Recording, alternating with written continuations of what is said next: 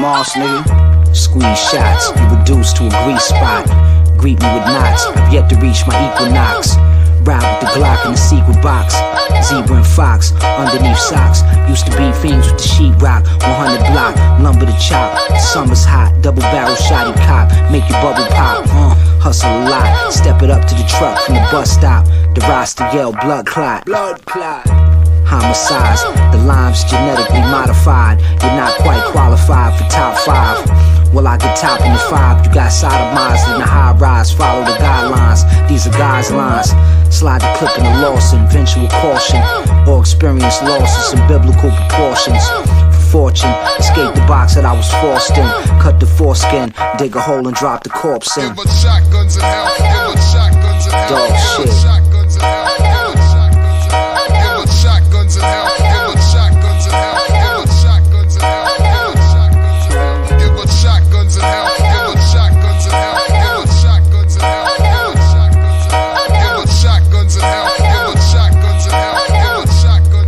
Motherfucker, yo, hand me the toast, boast, grandiose.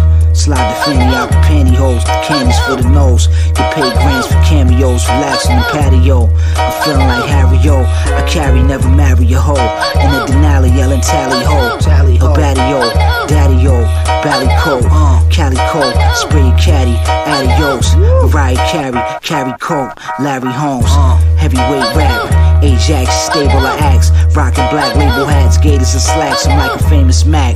Might have to bang you with the stainless gap. Some nameless cat, chain is yap, anus clap, brain splat, paint the Ave, shake your ass, make it last, naked last, break the glass. The chase for cash, open the cake, erase the past. The race is fast, running bases is basic math. Shotguns in hell, shotguns in hell, shotguns in hell, shotguns in hell.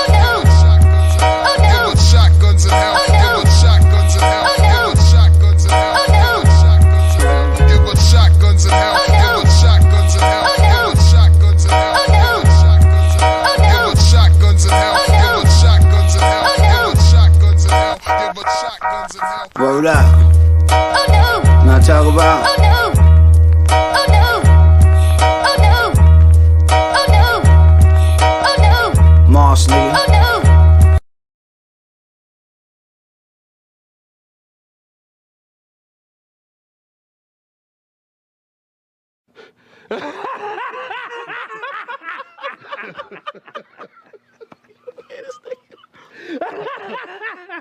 That's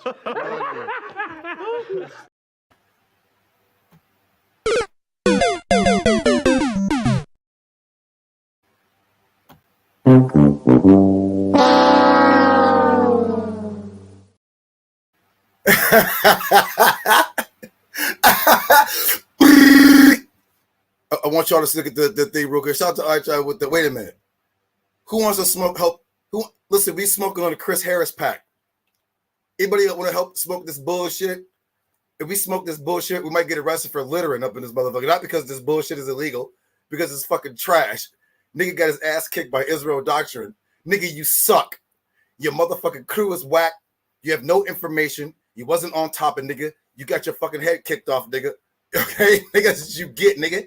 You hate Yhwh? No problem. He smoked your goofy ass and them yag ass niggas and them goddamn hoes in your motherfucking channel, you goddamn loser. That's what you get, nigga. wait, put the link there. Show up, Just Blaze, Yhwh, Voodoo Priest. Show up, y'all. We see who else is together. We got Yhwh, we got 100% Torah. We got Brother Musha. JG. Show I'm about to drop the link if anybody would have come on. If not, I'm gonna just want to show y'all something like y'all remember? Chris tried to fuck. Hold on, y'all. So Akim, if it please come up, y'all. I gotta take this call real quick.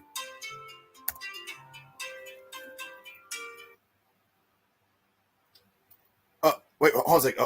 Come up, y'all. I gotta take this call real quick. Just click the link. I'll let you on. Just give me a second. Hold on, y'all. I'm gonna be watching. Not for the Chris Harris.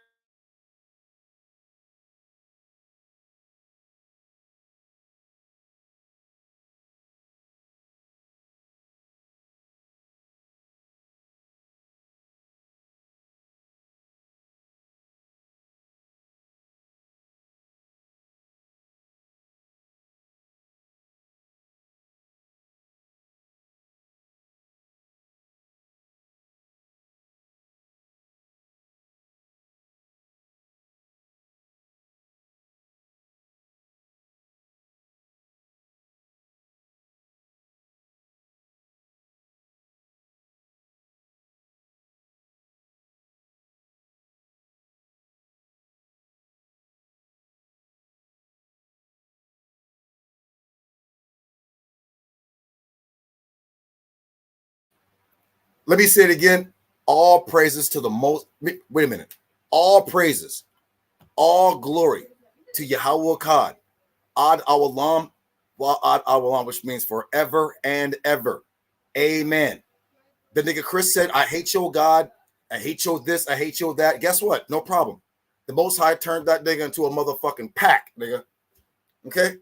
We smoking on Chris Harris packs. That nigga loser ass friends. Nigga, he's a bunch of motherfucking geeks. I told you, Ned Flander ass niggas, you niggas are not real.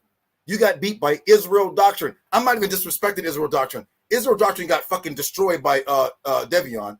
But then you get your fucking ass kicked by Israel Doctrine the next fucking day, nigga. Nigga, stop it. I'm gonna show y'all. Nobody's coming on. I don't know why y'all. Come on, man. Y'all gotta come on. Y'all know damn well y'all saw. The niggas is in the chat. Chris sent the niggas over in the chat to talk about my wife, talk about my kids, to call me names, this, that, and the other. LeBron said that he went over to Chris's chat.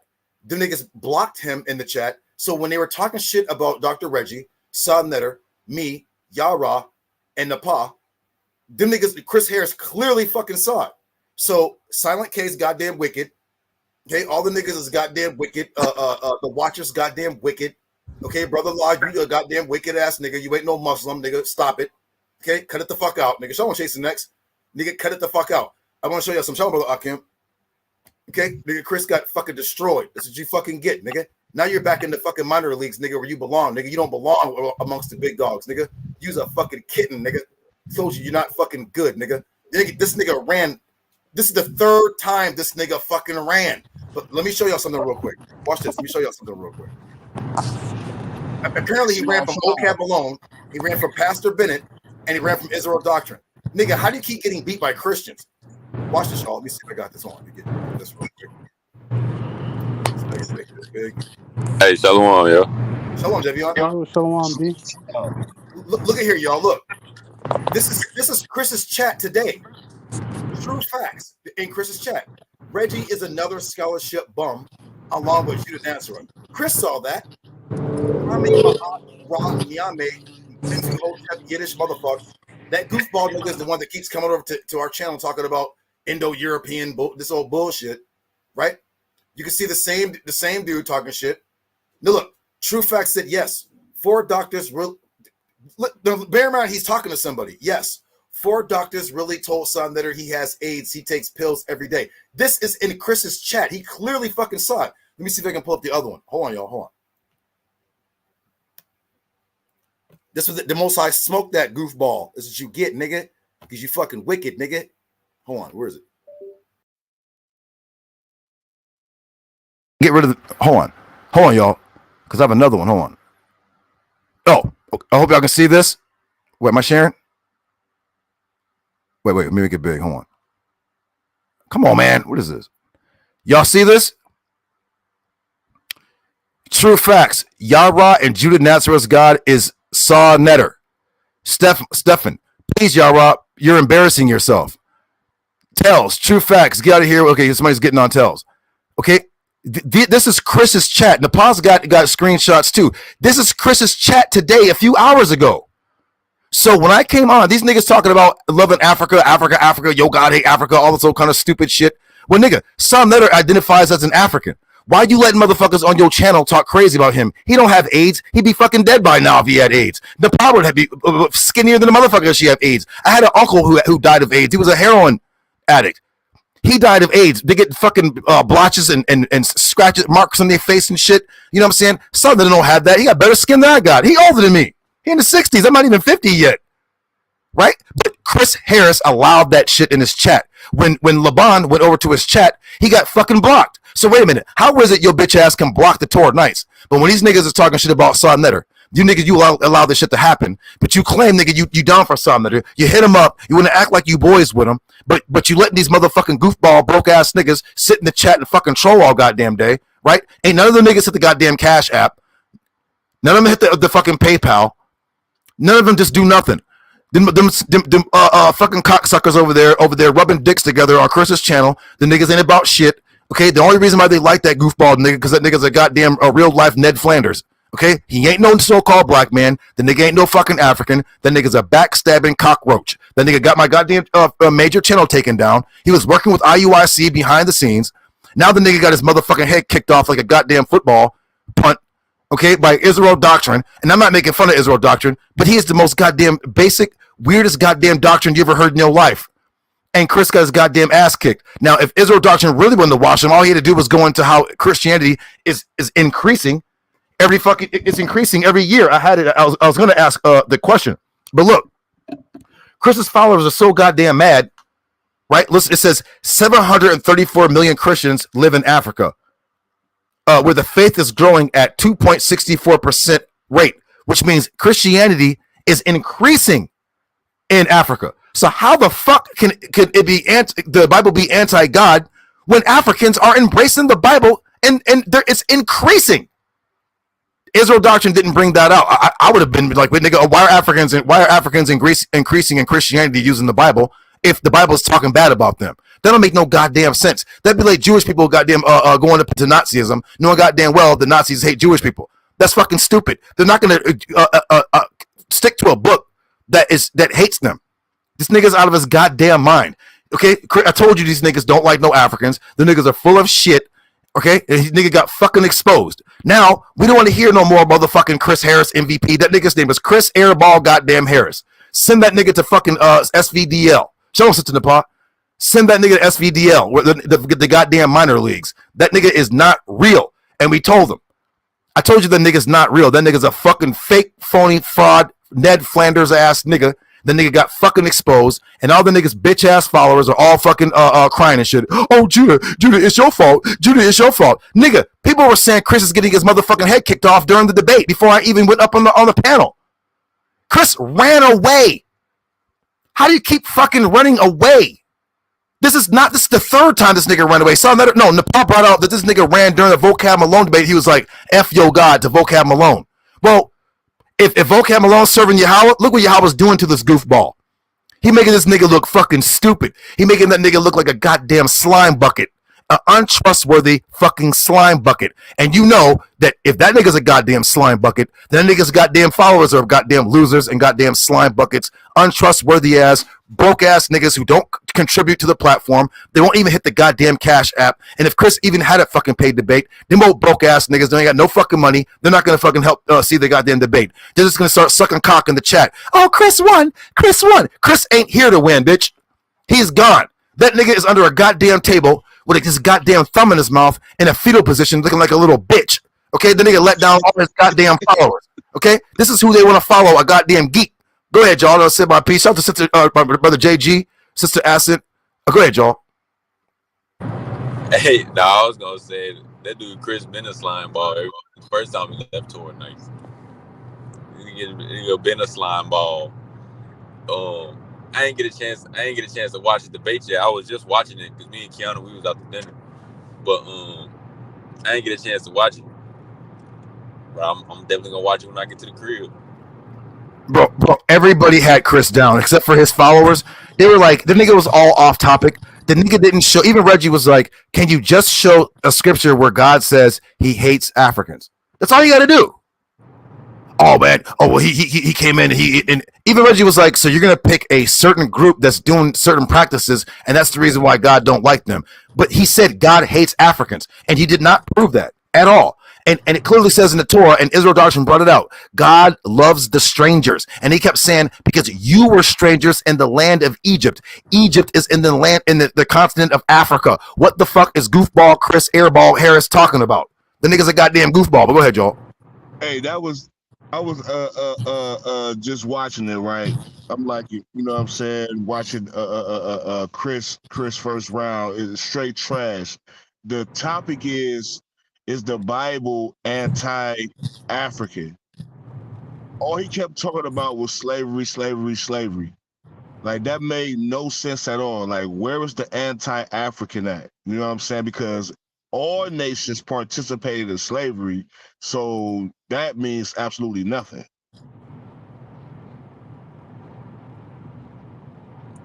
Yeah, I don't know what. Dude, Chris is a bug out.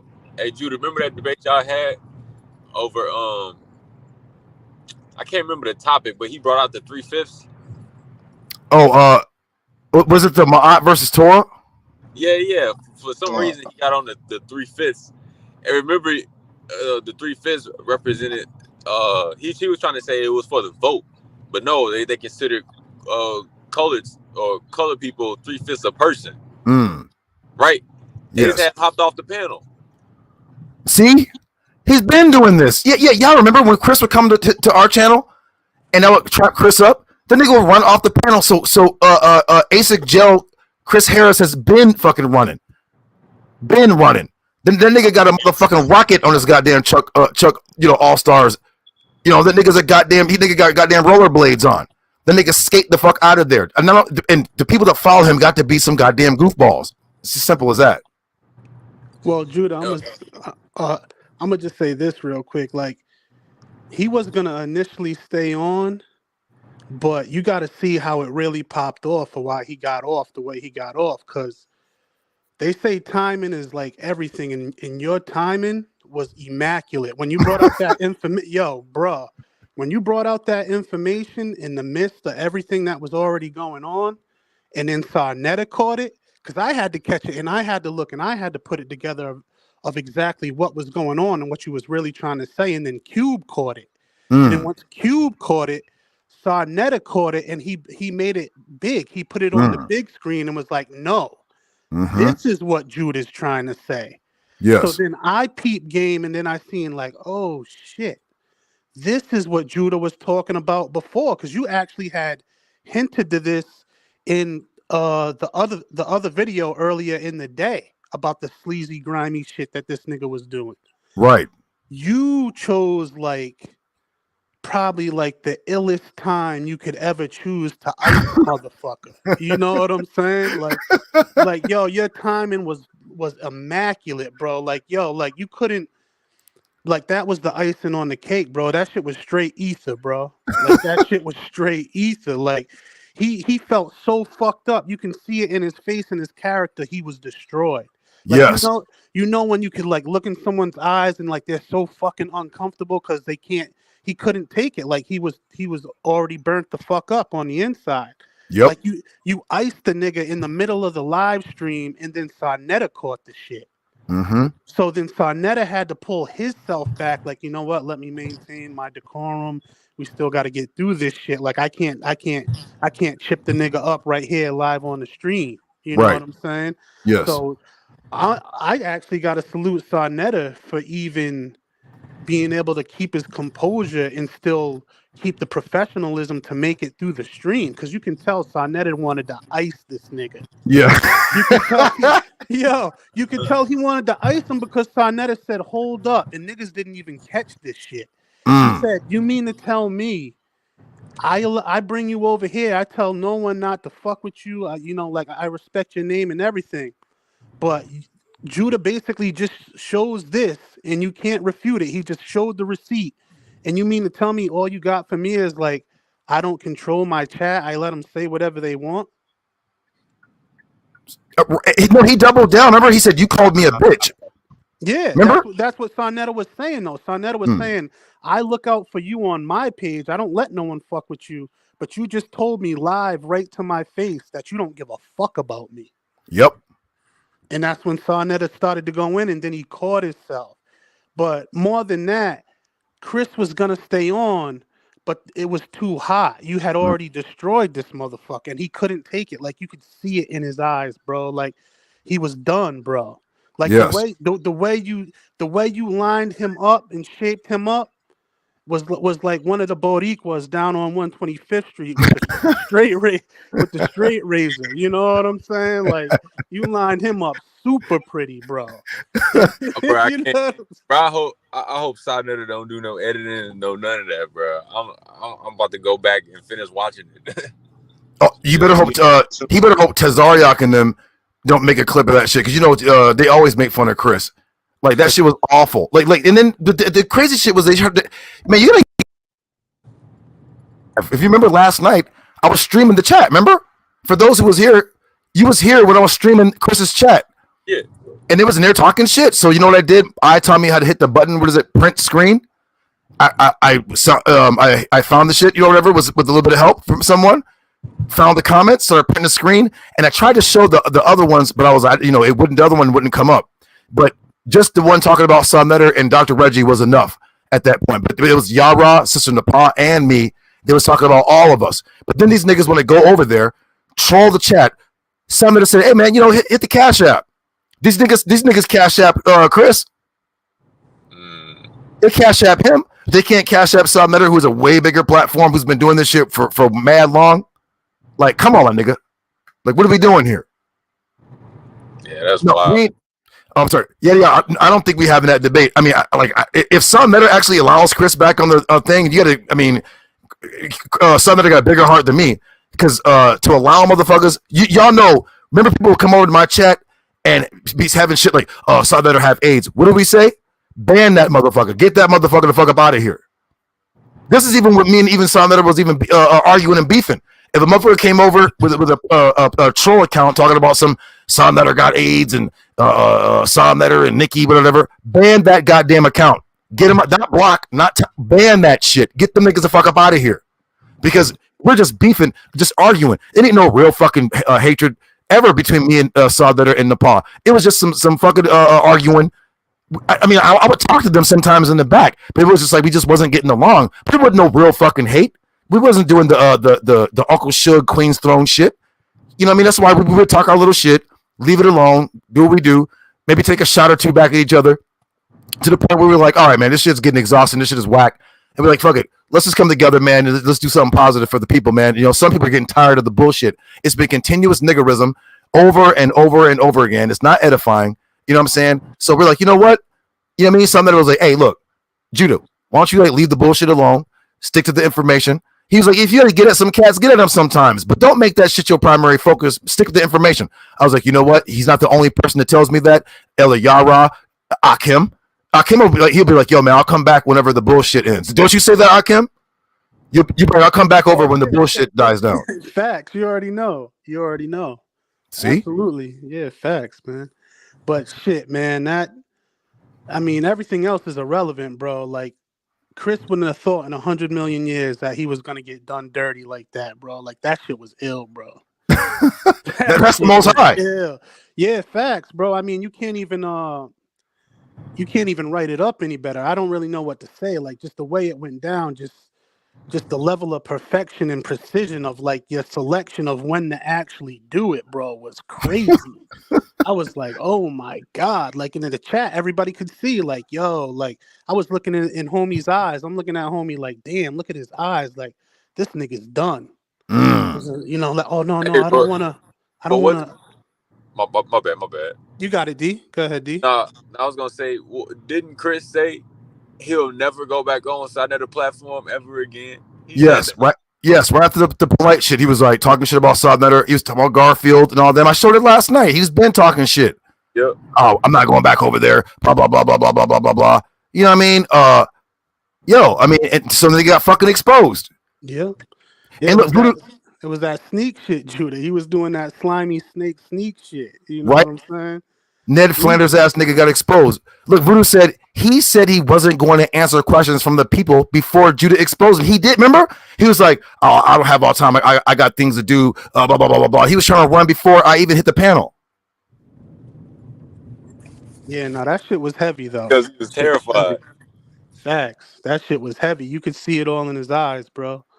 That shit was heavy, bro. For real. Like, that shit was so heavy, it almost threw off the whole debate, my nigga. You know what I'm saying? Like, that shit, that shit hit so hard that Saw Nutter and everybody had to catch theirself and reel their self back in. Like, whoa, like, we're still like in the middle of a live stream. Like, let me bring it back, you know? Yeah. And they started blaming me. His followers like, oh, Judy, you ruined the debate. Nigga, it's during the Q&A. The debate was already pretty much like over, and Chris had already said he wasn't going to answer any questions. So I'm like, well, damn, man, if Saw Nutter professes to be an African, right? So, well, shit, if you love Africans, then why the fuck you let niggas up here talk crazy about him and his wife? Why? And I don't believe in coincidence. I'm not that type of brother. Like, I don't believe in coincidence. I believe in whatever happens was meant to happen, all by the will of the Most High, everything. From the time the leaves fall off, you already know, Yhwh. Like, everything is ordained by the Most High. So You know, you want to talk greasy, you want to talk slick, you want to be insincere and do all this slimy, grimy shit and think you can get away with it. Then Mm-hmm. then Most High will make an example out of you. He'll put you live on Front Street, hold your ass up in the mirror like a mannequin, strip your ass clean. You know what I'm saying? Chris got put on the Summer Jam screen like the Titan screen. Niggas looking Facts, like, what the fuck? facts, bro. That shit was ill, bro. That's all I could say, bro. Like the timing was just crazy, though. Like the way you hit him with the timing was like, I'm telling you, that shit. Anyone who goes back and catches that live, watch the timing of when you brought that shit out and watch how it hit so hard, it almost disrupted the whole show, literally. Hey, You that's know what I'm Yhwh. saying? That's why I say, like, yo, like I tip my hat to Sarnetta, like, yo, he caught himself. He brought himself back in. Like, you know how much self-control you have to actually catch yourself in the moment and be like, you know what? I'll save this shit for later. Like, let's keep the professionalism and let's keep it moving. Let's keep it moving forward. That takes a strong motherfucker, bro. Yes. That But takes, bear in mind, some of us from Harlem, they don't, New York people don't forget. They may not, they might forgive, but they don't forget. They watch your moves. You know what I'm saying? You know what I mean? Like, they don't forget that shit. Hey, but he's also a smart, strategic businessman. Because one thing about Yes. Harlem, I grew up on 119th and Madison. You know what I'm saying? That was right where BMF and everybody was at back in the early 2000s. You know what I'm saying? Okay. Yeah, so that's Spanish Harlem. You know what I mean? Like that's right there. You know, that's like East Side, like where Cameron and everybody be at. I grew up right there for like 7 years. Oh, okay. One thing about Harlem niggas is when it comes to money and it comes to business, like it's gonna happen. They're gonna figure it out. You know what I'm Yes. saying? So like, that's partially why he reeled himself back in, because he's seasoned. He knows what time it is. That's the bread and butter right there. Right. So like he ain't gonna let nothing disrupt that. And salute to him. Like any grown man who has a business, and that's part of the way you feed your family, like you handle your business. So Yep. I salute him for that. But more than that, like, hey man, it's just another prime example of if you do dirt, you get dirt. You Yep. know what I'm saying? Like if you want to exercise any form of righteousness and do good, the Most High will reward you for your goodness and your Yep. works. So like homie just was on some other shit and didn't think he was gonna get caught slipping, and he got caught and got murked out in live in public. You know what I'm saying? That's what it is. And when you watch Devion, you're gonna hear him say, everybody heard it. He said, I hate your God, I hate your prophets, I hate that. He said that. And the Most High, he says it was, I think it's Deuteronomy 7, or it's either Deuteronomy 7 or Deuteronomy 10, where it's like, you have to worry about when you die before he gets you. He gets you, it says, I'm gonna get you in this lifetime. Now, this nigga Chris's name is fucking mud in these streets. Facts. I'm telling you. I was just at the beginning. Okay, all right. Because Chris came on there late and Israel Doctrine was on there. And I saw another play another song and they was getting ready to start the debate. That's where I was at. When you see it, you're gonna be like, damn man, Chris is off topic. Like he's not. He even said some shit like, what did he say? I don't know if Yhwh was there. No, Yhwh was there. I know Akim was there when he said something like, your God gave you a stroke to Israel Doctrine or something, like some crazy personal. I missed that. I came in at the very end when the apostle was going in. Oh, okay. Did you hear Akim? I mean, I heard some of it. I didn't hear all of it. I'm gonna keep it 100 though. Like, okay. What I heard the most of was like once you aired them out, and that shit just went crazy, bro. But the important thing is you showed it. I'm gonna say this. No, it's all good. Israel Doctrine killed them with his opening, man. He took 10 seconds and he just murdered him right there. Right there. You know what I'm saying? It says what it say? It says, ye do good to strangers, for you was a stranger in Egypt. Yes. That killed him. Yes. That killed him.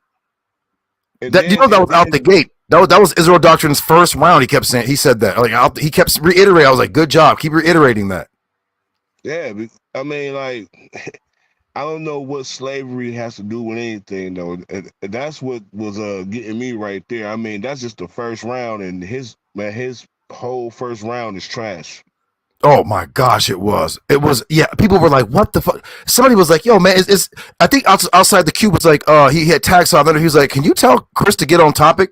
But look, Jason X said, yeah, he got personal with Israel Doctrine and started mocking his health. Emotional little weasel. Remember, Israel Doctrine had a stroke. So I think he's partially paralyzed on like one side of his body.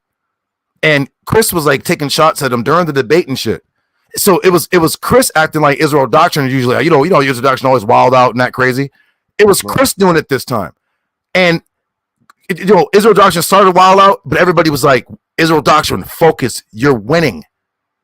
Don't stop complaining. Don't read the fucking chat. Go for the jugular. Death roll this nigga. You know the alligator grab a hold of like a deer and bring it in the water? He death rolls it. He goes in a circle and brings that motherfucker down to the bottom and drowns it. So, but Israel Doctrine started like kind of like waning a little bit. Chris tried to like to get a little breath of fresh air, like his second win. But he was still down though. It was still too late. It was already like, even if you try to, well, you can't give the third round to Wait, did Chris leave during the Q&A? No, he left during the Q&A, not the third round, because his third round was trash. He lost the fucking debate. It's as simple as that. There is no disputation. Everybody knows it. And I have no interest in... You cut out, Judah. My bad. I have no interest in debating that goddamn bum. Them fucking geeks and losers and goddamn yag ass niggas and that niggas fucking... Oh, it was in Q&A. Says, okay, yeah, he left in the Q&A, right? Which is never even that fucking long. So why this nigga trying to act like this nigga went to go play video games or some shit, and he knew, like Chasing X said, he knew that either outside the cube was going to get up there and grill him, or Tor Knights were going to get up there and grill him and ask him, because I had some actual questions, but Israel Doctrine don't like me, so he tried to act like he don't know that Egypt and Ethiopia are in Africa. I asked him, I said, I showed where it says, princes shall come out of Egypt, Ethiopia shall soon stretch forth their hands to God. Right. And I'm like, is Egypt and Ethiopia in Africa to Israel Doctrine? He was like, I don't know. All right. Because he probably thought, man, setup question or Doctrine a little bogus for that, man. It's just like the brother asked him a question. It's like, I don't know, like he just really lack understanding. You know what I mean? Like, or he feel like somebody trying to attack him. Like, I don't get it. He figures everybody was against him. But I like Sister Nepal said, I was given Israel Doctrine the alley-oop. Like he could have been like, yeah, Egypt and Ethiopia are in Africa. Well, what the fuck Chris talking about then? Yeah. And then too, it also says like you shall not abhor an Egyptian. Thank you. So it's like, come on, man. He don't even know the Torah. He don't know it. But right. he always want to say, oh, it's fake. He want to throw it in the trash and do all this. Now look at you. Right. And I think Israel Doctrine brought that out too. I think it's Exodus 22 where it says, do not taunt or oppress the stranger, because if he cries out to me, I will kill you. Yeah. That's talking about a stranger, whether it's an Arab or African or whatever. It says if the stranger cries out to the Most High, the foreigner, he will kill an Israelite. Now, we know a lot of camp people don't like that, but that's what it says in the Torah. Yeah, that's what it's. And even when food drops, right? So say if you have a tree, right, and the fruit of the ground, that's for the proselyte. That's for the proselyte and anyone who clings to Israel. Yep. That's facts. Anyone who takes hold of the covenant, even in the beginning, when you look at the original covenant, it wasn't just for the Israelites. There's portions in there where the Most High says even the stranger who takes hold of the covenant can serve him. Mm-hmm. Well, Sister Nepal said that Son Letter said it's my call whether to debate this goddamn bum, but I mean, like, no, I mean, for what? Like Le'Veon washed Israel Doctrine, 3-0'd him, and this nigga Chris lost 3-0 in front of everybody. Literally, it was like 90% of the people in the chat were like, Chris lost. It was like Chris D-suckers, them in the chat, they were like, Chris won.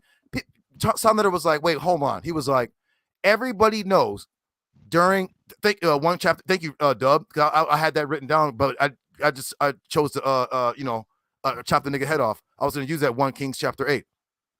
But Yeah, I forgot what the fuck I was gonna say. Go ahead, Joel. Go ahead. No, that one Kings, that First Kings chapter 8 is a dagger too. But it said because any any stranger. like stranger who turns and prays toward this temple, Mm-hmm. may you hear prayer. So Facts. See, some niggas dead, but Israel Doctrine brought those out.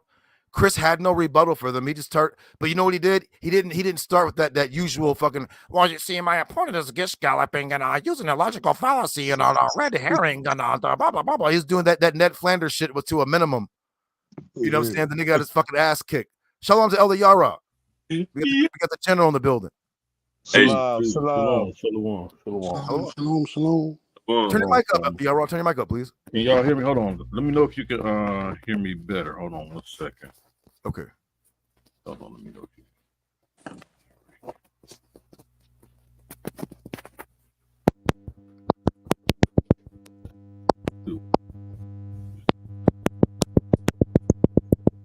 yeah, I'm definitely about to watch it. Hey, I told Israel Doctrine, I was like, hey man, you better sleep it off after this butt whooping. Yeah, you told him that. I guess you did. did. Yeah, go ahead, Yara. Go ahead. Hey, peace and blessings to you. Shalom. First of all, man, shout out to you, Judah Nash. Shout out to the Torah Knights, man. Shout out to your wife, peace and blessings to you, and the new addition to your family again, man.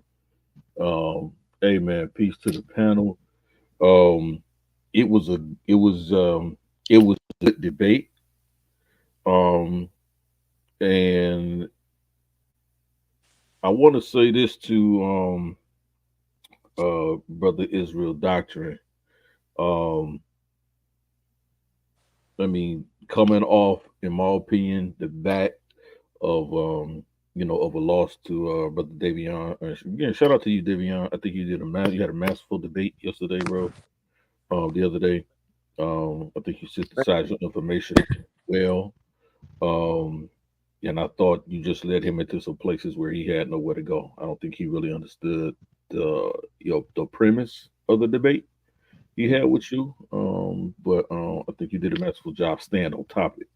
And that's one thing I noticed. You did it straight from the topic. So shout out to you, Davion, for that. Also want to say shout out to Israel Doctrine for coming back tonight. And really obliterating Chris. I didn't want to say a lot in the chat because people like to say, Elder Yar, when you say stuff, you sway people's opinions. And I know the debaters be reading the chat and different things like that. So I know Judah was asking me some questions and some different things like that. So I just try to make, try to not to, influence the debate. But I think Israel Doctrine, for the majority of the debate, held the tone. He stayed on premise, I think. And I said this at the beginning of the debate, that somebody was either going to get slaughtered, right? They was usually going to get slaughtered, or you know what I'm saying, or that was just going to be it. That could be the only outcome, right? And so I think that Chris Harris, right off the debate, he opened up Deuteronomy. I think he went to Deuteronomy chapter. I think he went to chapter 7, right? Mm-hmm. And, Deuteronomy 7. Yeah, Shalom, by the way. Shalom. And when he led with that, I was like, okay, good. After that, I said, now you either gonna beat somebody up or you finna get slaughtered. Open it up with that verse. And he got slaughtered. Open it up with that verse. He got completely slaughtered. Open up with that verse. And my point was like, I get people, sometimes they get emotional with the debates and stuff. But my point was, I was saying like follow and listen to his argument. And the reason why I said follow and listen to Chris' argument is because he's going to make an argument that's not going to be based on the topic of the debate. It's not going to be based on the title of the debate, because there's no way you can prove that the Bible, the Torah, the Tanakh is anti-African. You just not gonna do it, right? So I think that Israel doctrine. I think he hit the right verses. He went to Isaiah 14. He went to I think he went to Exodus. I think he went to Exodus 12. I think those are the right verses to go into to completely show and prove like there's no way possible. You see what I'm saying? Like when you start talking about the Most High will accept or he bring the sojourner in, those who sojourn with Israel. I always quote Isaiah chapter 56. And it clearly says the Ethiopian. Clearly talks about those who sojourn along with Israel shall have a name as great as the sons and daughters of Israel, if they keep what?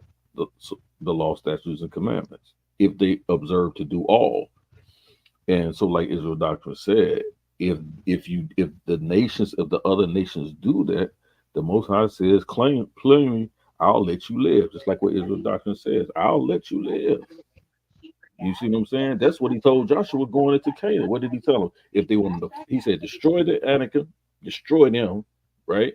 He says, wipe them out. He says, but the other nations that are in Canaan, either they're going to leave on their own and you let them leave, or if they choose to stay, they must keep the law, statutes, and commandments. What the Deuteronomy chapter 7? When Joshua goes in, when Joshua goes into Canaan, when he first takes Canaan, what Joshua was told is about the Canaanites. He's given a directive. The first directive is to destroy the children of Anak, destroy them, right? That's the only people he was supposed to destroy. That was his directive. He said, but when you go into Canaan, there are going to be other people in Canaan, and they get three, and they can take three options. The three options is they can leave. They can leave the land. If they choose to leave the land peaceably, let them leave. If they choose to stay, they have to keep the law, statutes, and commandments of the Most High Yahweh. But if they fight against you, then you destroy them as well. Right? Those are the three directives. I don't think a lot of people bring that out all the time. So when people talk about Joshua's conquest, I call it Joshua's liberation. When he goes in there, he liberates a people who are being suppressed by the children of Anak. And that's clearly what it's telling us, right? So, so it's not a prohibition. They try to use that as hatred towards, Egyptians, like I said. So I think Israel doctrine I think he stayed on top of it. He did a better job. I think Chris thought he could come in and freestyle his way through that debate. That's what I really thought. And this show, he Israel doctrine exposed him. He exposed him. Yeah, I agree. Check this out too. He said, okay, the Most High is anti-African. All right, we get it. That's what he feels. But Psalms 83 basically shows how there's like 6 or 7 nations that are anti-Israel. Right. And they want to kill them and wipe them off the face of the earth. That's one. And 2, they hate God. So they're anti-God, but he has a problem with the Most High saying don't get with the other nations because of their religious practices. He cut himself when he said it was because of their practices, not who they are ethnically. Right. So yes. Yeah. Yeah. And Israel doctrine countered him and saying, well, look what they were doing. They were having sex with animals and being homosexuals and oppressing strangers and shit like that. He kind of brought that out. So that's why in the chat I was like, oh, so Chris is saying that he's pro sexual deviant behavior. And then he tried to put that on Africans.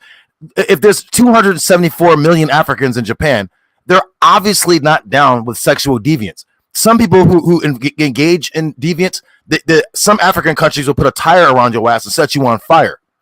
They don't deal with that type of shit. Even adultery, they don't deal with that shit. So to sit there and try to put filth on African people, that's a goddamn lie. And it's the thing too, right? Because he was talking about the ethnocentric, right? This is the whole thing, though, is that this is the Holy Land. So of course the Most High want to push all of it out. You know what I'm saying? he says that I will send my arm and I will get these 7 nations out who are mightier than you, and you shall utterly destroy them, their idols. And he says, don't make any covenants with them. So it's not even about the what they, I mean, it is about what they're doing, but it's about where they at and what they're doing, where they at. You see what I'm saying? So it's like it ain't even about just oh, he hating this and that. No, this is a holy land, a holy place. So of course Right. it needs to get purged out. Right. Also, Right. if we're even looking at it, I don't know if some people subscribe to Jubilees, but in the book of Jubilees, chapter 10, verses 29 through 32, Canaan basically committed theft by inhabiting what we know today as the land of Israel. He already a thief right there, so it was bound for him to even be kicked out. It's just that the practices added on to a more important reason as to why he should be kicked out, aside from his theft of the land that belonged to one of the descendants of Shem. And that's where it hints at too, right there in Deuteronomy chapter 7. You know what I'm saying? That's why Yah says, don't worship me like the heathens, you know, with their idols and everything. Right. Exactly. And so you gotta, and a lot of people, I think, as well, I think one of the biggest things, especially about Canaan land, is that we see in Leviticus 18, it talks about it. It talks about it in Jeremiah, 1st chapter and 2nd chapter. It talks about how the Canaanites had defiled the land. And I'm just piggybacking on what Yhwh just said. Like, they had defiled the land. How did they defile the land? Because they were sacrificing babies to Molech. They were sacrificing babies to Molech. They was having homosexuals, you know what I'm saying? They was swing parties. Like, that was the main thing. Like, a lot of us say think, or some of us think, that the reason why Sodom and Gomorrah was burned down because of their sexual practices. But when you actually look into Jasher, and it rings because in Genesis it says that the Most High heard the people's cry. People not crying because of sexual acts. People are crying because they're being trampled. You know what I mean? And that's why they was burned down. So when you look at even Sodom and Gomorrah and how they was being basically Indian givers, right? That was the reason, because they were some tyrants. You know what I'm saying? When you talk about fallen ones or Nephilim, you know what I'm saying? They were Nephilim. They were tyrants, that people who came through there, and probably even their own, on top of their sexual practices. Yeah. Yes, that's true. Hey, let me come in real quick. You know, I think I don't know if you guys can hear me. Someone said that that is turning. Just look. I said it last night. I said, one day Summiter said, "Most High, if you will, show me." Well, okay. Well, Chris challenged the Most High during that debate, and look, and the Most High tells you, he says, you know, it's in one of my favorite scriptures, Ezekiel 14:9. If a false prophet or a false teacher makes a declaration, I have made that false teacher or false prophet simple-minded, and I'm going to destroy him. You know what I'm saying? So Chris didn't die physically, but literally, like, as far as like this YouTube shit, like or debating shit, it's over. He's gonna have to go to like SVDL or some shit, or like hold that shit in the goddamn geeks over there in his channel. You know what I'm saying? Because niggas are clearly a whole bunch of goddamn dum-dums. But he challenged the Most High, and the nigga got fried first by. And when I say this, I don't mean any disrespect to Israel Doctrine, but yo, that was like an upset. And I think I said it in the very first round. I was like, hey man, I think I smell an upset coming. I think I told the pop. I was like, yeah, I think I smell an upset coming. And he used AI as well. Stephen Hawking, I speak with a robot voice. I mean, he did, but yo, the Stephen Hawkins was doing a lot better than Ned Flanders, because Chris came in with that Ned Flanders shit still, and like niggas wasn't trying to hear that shit. Like, you know, people, it was like, bro, stop. And Yara, did you see them talking shit? Like, you don't know if you saw the show, Domo. Did you see them talking shit about me, you, Dr. Reggie, Sadnetta Napa, and Chris's chat? And then Chris should act like he didn't see it. He did, because some Torah nights like Laban went in the chat to ask Chris a question. As soon as they went in the chat, Chris timed them out. So that means the people that was talking shit about Sadnetta, Chris totally saw it.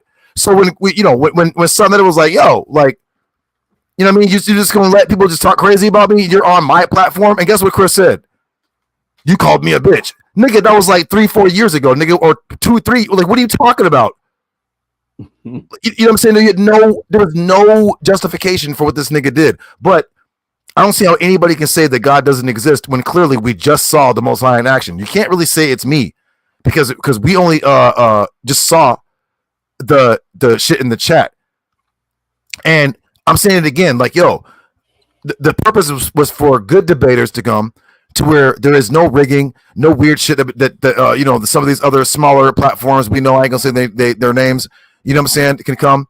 And these people thought that the HOK Coliseum was like that. And you see the mods, they wasn't trying to listen to that bullshit. You know what I'm saying? You know, these are people who troll all day. Some that are actually, was not even some that are actually people. I kept putting in, hit the Cash App, hit the like, hit the Cash App. Did any of Chris's people donate a nickel? No. Listen, Akim, some that I gave you a shout out, like what, 2 days ago? He said one of Judah's own boys dropped a $1,000 in my pocket. He was like, where my people at? Oh, he still remembers that? Yeah.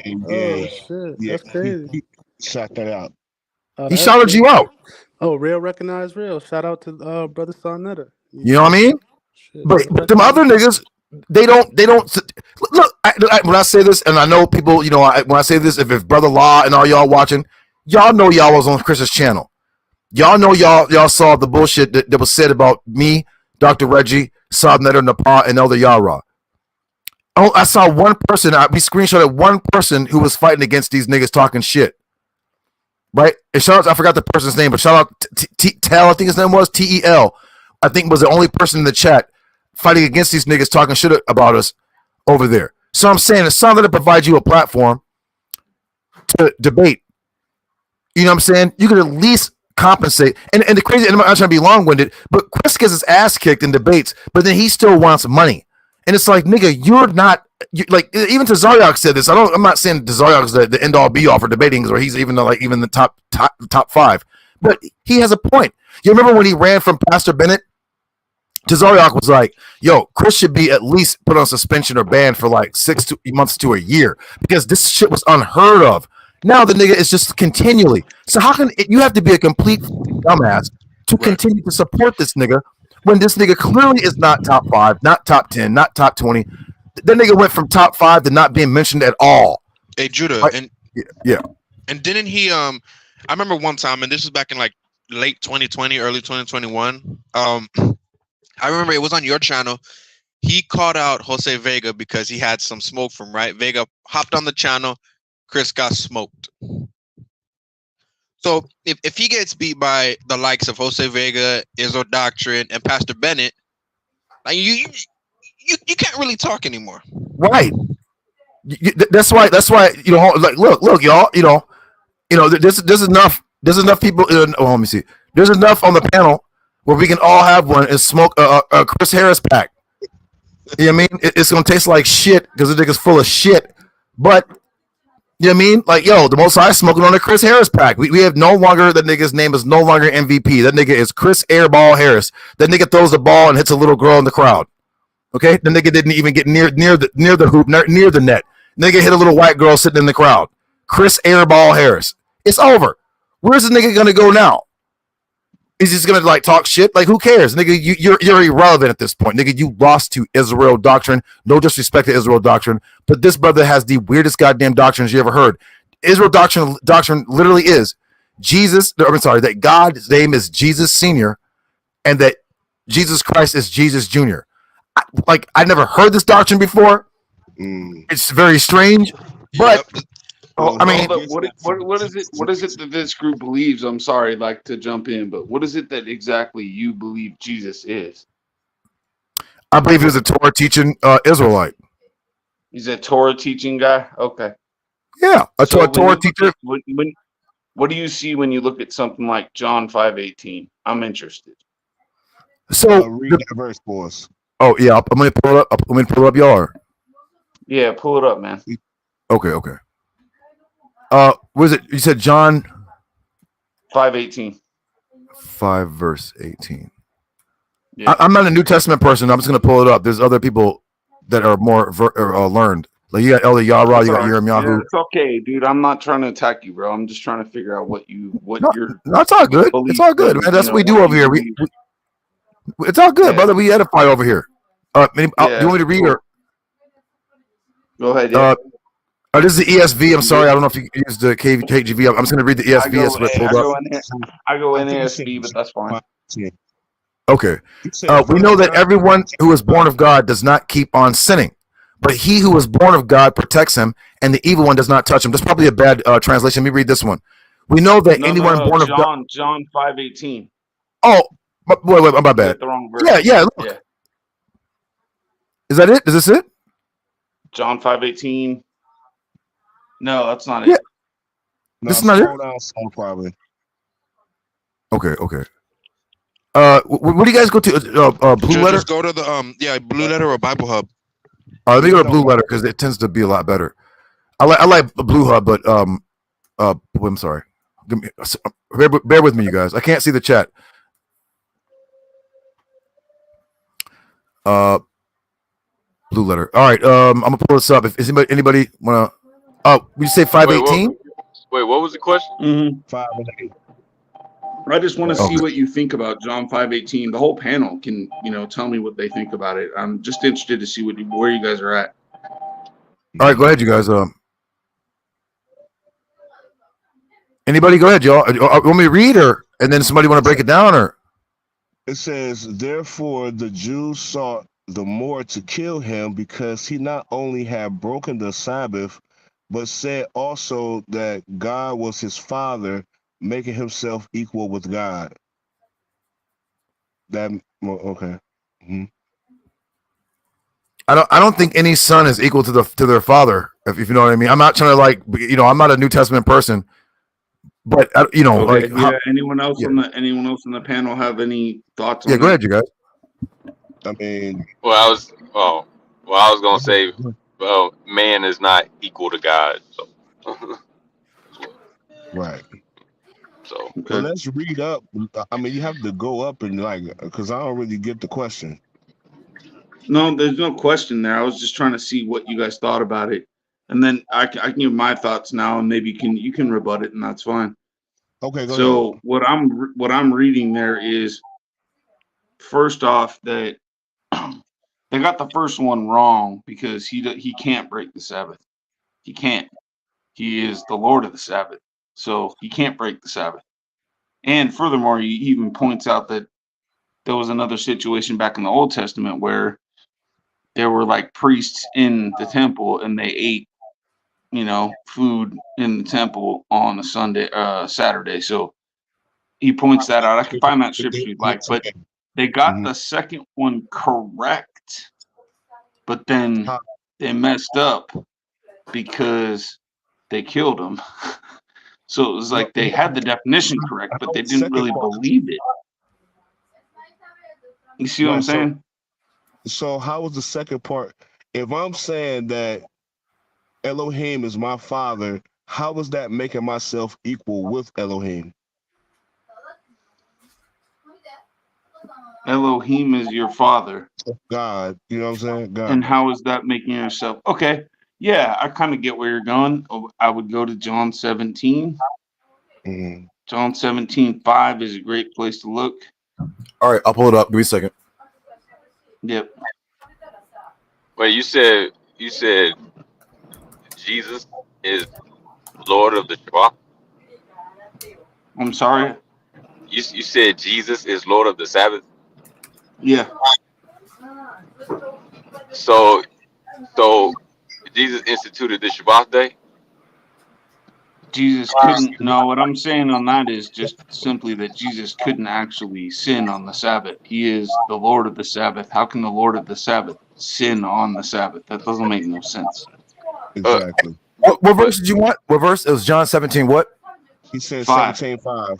Okay, okay.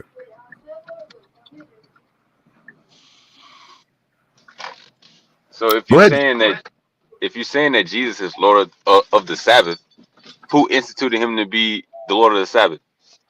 The Father. We're all supposed to be masters of the Or Sabbath. We're all supposed to be that. No, the only Jesus is that. He could. That's why he's the distinguished Son. Well, we can say that. So, or you can say that. But I read. It says, "And now, O Father, glorify thou me with thy own self, with the glory which I had with thee before the world was." Okay. Mm-hmm. Mhm. Right. So that's a prayer, right? That's a what? He's a prayer to his Father. Okay. Right. Okay. So can you think of anywhere where that prayer might have been answered so that you can actually see that that prayer got answered? I'll give it to you here. So let's go Revelation 1:17. You don't need to pull it up because I'll just give Okay. it to you. All right. So it's Revelation 1:17 where he says, I am the first and the last.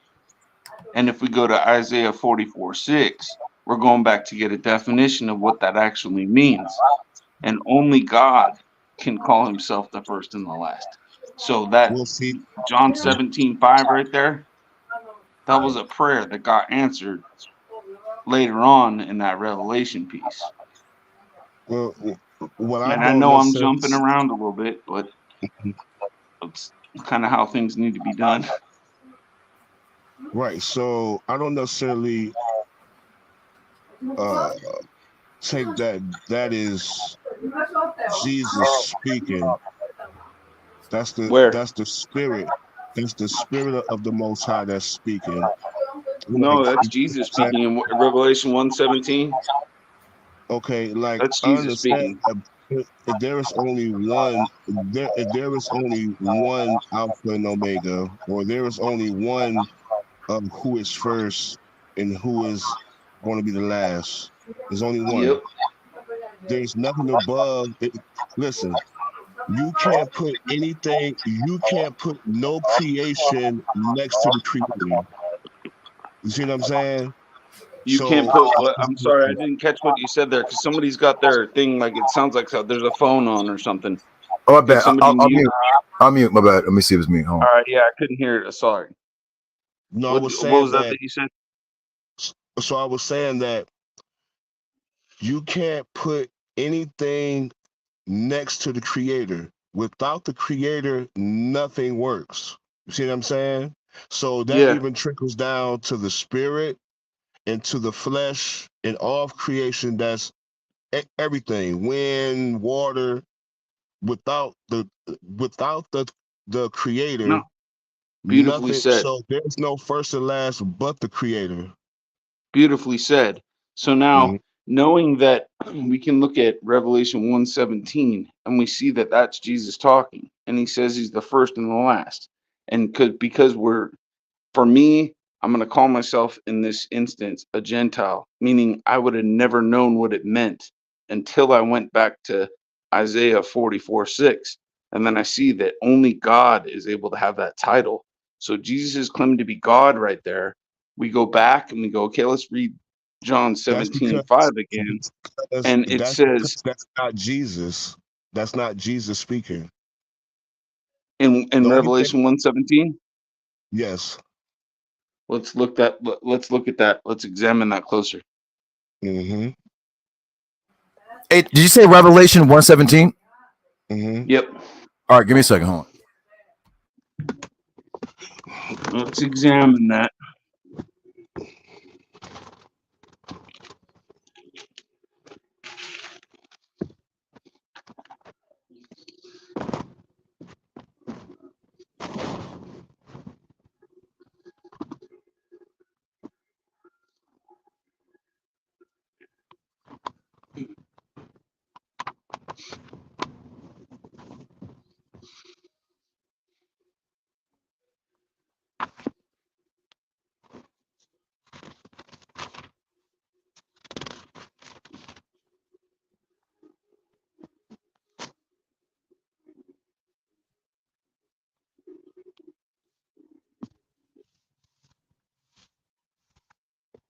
So if you're saying that that's not okay, I thought you had it pulled up right there. Okay, yeah, you got it pulled up.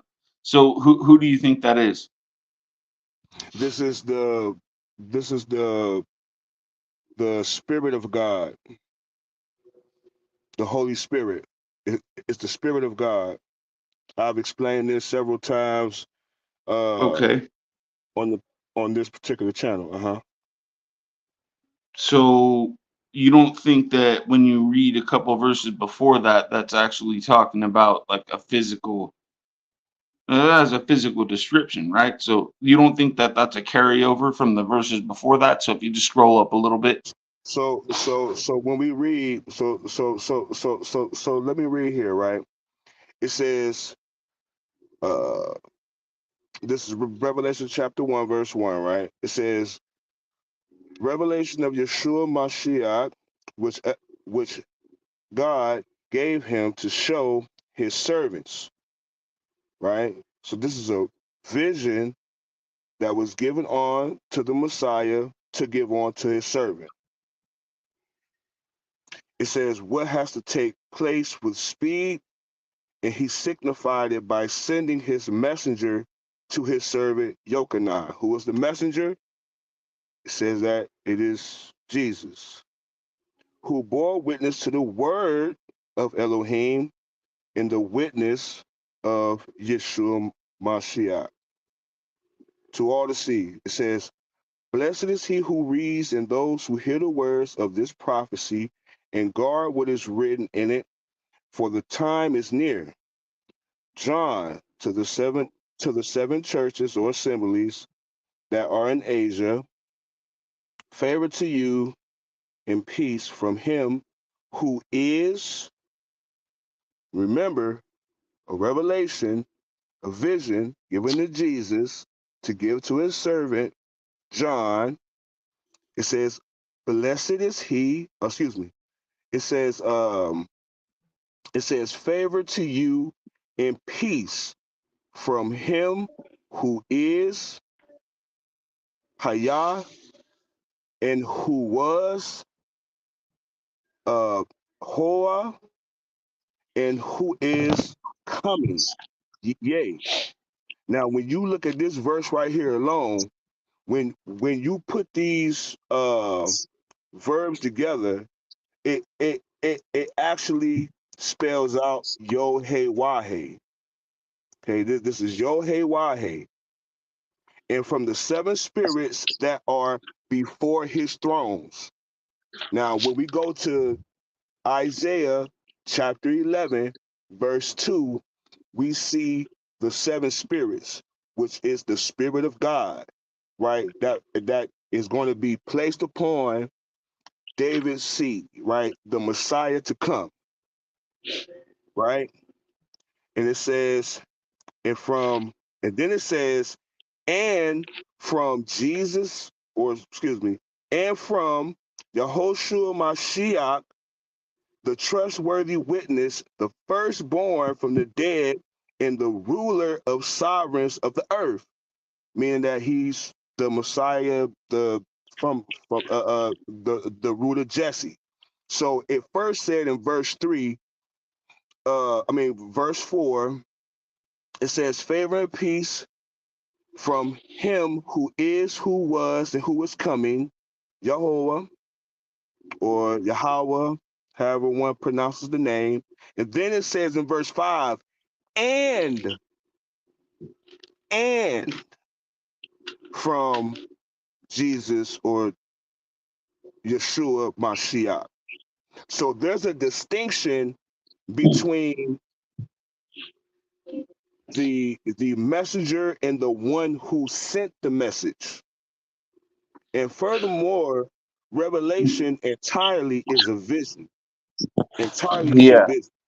Mm-hmm. No, it is a vision. You're right. So can we look at, so when you look at verse 1:12 through 16, is describing a person, right? I mean, pretty much. It's not really describing like a spirit. It seems like it's pretty physical in nature. Yes. You would agree. Okay. So then if verse 12 through 16 is describing something physical, but then why I'm wondering kind of why when you go to verse 17, you're all of a sudden saying that's a spirit, because it's saying I'm the first and the last. I think all that is describing Jesus, and that is Jesus saying I am the first and the last. Well, that's not necessarily a discrepancy. If you was to go back to John chapter 17, right, where he says, glorify me as I was with you in the beginning. The Yep. only entity that was with the Creator in the beginning in Genesis chapter 1, the only entity that was animate was the Spirit of God. And the See, Word. And the the Word. Spirit of God was the only thing that was moving about while the Most High was giving his orders. Let's examine it, right? So if we Mm-hmm. look at 17:5, John 17:5, he says before the world was made. So Yes. now if we go to Genesis 1:1, Mm-hmm. before the world was made, that only leaves us like a couple of different letters. There's only a couple of different words there, What do and you one of mean? them is Elohim. One of them is Elohim, right? Okay. What So about it? for me, I mean, and I don't know where all y'all are at, but that's pointing to Trinity, man. He wants No. See, the see, see glory now. he once had. Hold up, Okay, so because he wants the glory he once had. And if I'm pointing to Revelation 1:17 and I'm saying he said, don't be afraid, I'm the first and the last. And I'm going, I don't even know what that means. So then I turn to Isaiah 44:6 and I go, oh, that's something that only God can say. So then I go, okay, well, then let's go ahead and go back to Genesis 1:1 and go, well, what happened before the earth was made? Let's go look. It only says basically in the beginning was God, and the word God translates to Elohim, which is a plural form of, depending upon how you look at it, it can be uppercase or lowercase g, which of course I'm going to go towards the uppercase G because I don't have a lowercase g as my God. So, you know what I'm okay, so saying? well, right. This is the problem that I have with a lot of people that just go to Blue Letter, right? And they say, oh, well, Elohim is plural. No, no, no, no, no, no, no. Because it could be plural or singular, right? So let's examine. Judah, can we go to Genesis chapter 1, verse 1, please? Into the Hebrew. And let me demonstrate something for you, right? But Now I'm pretty this sure is you already see where I'm gonna. I'm pretty sure you already see where I'm gonna go with this because I'll just say, well, you're viewing it in a plural form, but even if you try to view it in a singular form, I'm no, gonna no, claim to still be correct because it's 3 and 1. They can't be separated. They're in one another. Jesus says, there's "I'm no in the such Father, thing. and the Father's in me," so they can't be separated. That's There's where no I'm such gonna go with thing. it. But let's hear. I want to hear what you're saying. Do you want me to go to Well, tool? Do I go to tools? Yhwh, or what is it? yes, yes, yes. Tools. Yeah. Or it All don't right, matter. all right, You can keep it to knock, it don't matter. Just all right. let's get the verse in the holy tongue.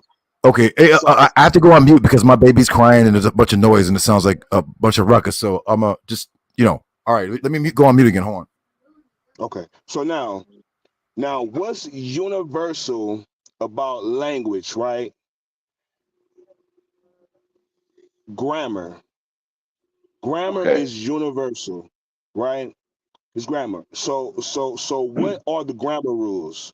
That the verb has to match the number and gender, right? No. Just go to the passage.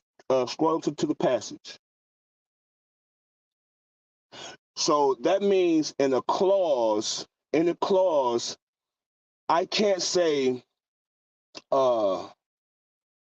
or it depends. But I can't say that Sarah went to the store, and I can't really even explain it because it just doesn't make sense, right? Because in grammar rule, a clause have to have a subject, a verb. Well, in the Hebrew language, it's VSO. You have a verb, subject, and an object. Go to the actual language for us. Go to the Tanakh. And so with that, that means, oh, excuse me, it has to match, I think I said already. The verb has to match the gender, the noun, and the action, right? So let's read.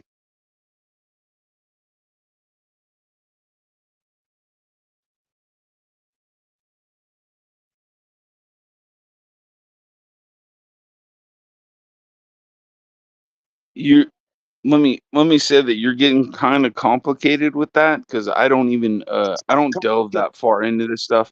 But Well, no, see, what I see, have see, some see, examples. this, I have some this no is no hold on. just, I have and some so, verse one. examples that I can use that are going to be that would just be straight from the Bible, and you can read it for yourself, and then you can be like, okay, I This is kind of see straight what from the that's saying. But I'll let Bible. you run. I'll let you run. Right. So this is straight from the Bible. Now, highlight the first verse for me, please, Judah. Now, I want everybody to pay attention, right?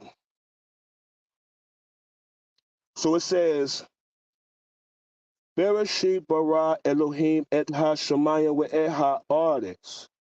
Now, Bereshit is, I forget to open it, but it's just an opening. But the first verb is bara. Bara.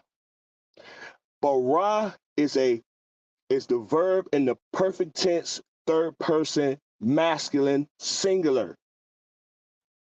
This is one masculine, singular action. Elohim et ha-shamayim et ha-aretz. So it says, in the beginning or with the beginning, God created the heaven and the earth. It doesn't say barot, baraim. It Okay, doesn't hold on. actually, Let's hold stop. on. The All right, verb, all right. Let me the get in there verb, real quick though. hold After on, you're hold on, done. hold on. Okay. The verb is bara. In any language system, in any system, in the clause, you have a verb, subject, and an object. The verb must match the gender. It must match the number. Okay? And so if there's one creator, Elohim is not plural. And we have an example of bara being plural, right?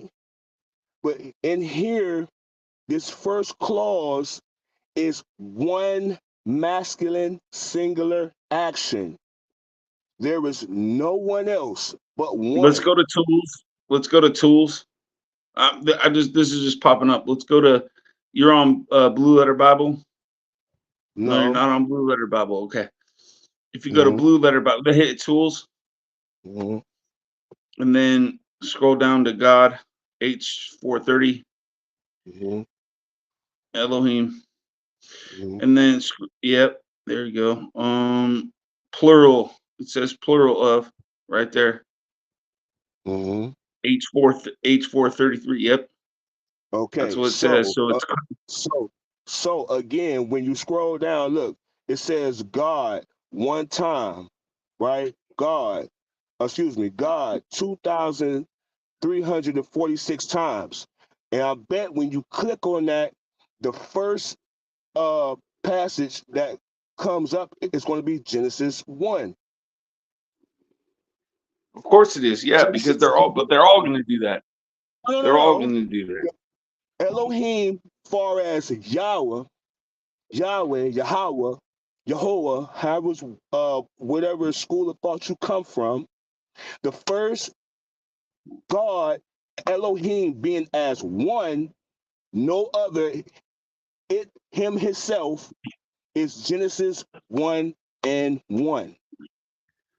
Genesis, and in fact, the whole chapter Genesis, in fact, the whole chapter Genesis chapter 2 is only one. So again, it could never be a trinity. And again, when we go to verse 2, it says what? It says what? It says, "We ha'aret haita tohu vavohu." Before we move on to this, before we move on to this, verse 2. Before we move on to the second verse, though, I did want to address the first verse. Like I wanted to address the first verse, though, because when we address the first verse, when we address the first, right. But hold on. Hold on. When we address, what I'm demonstrating here is that the Spirit of God moved upon the face of the waters. So that's why I say there is only, but it's still Elohim. But guess what? It's differentiating from the Creator and His Spirit.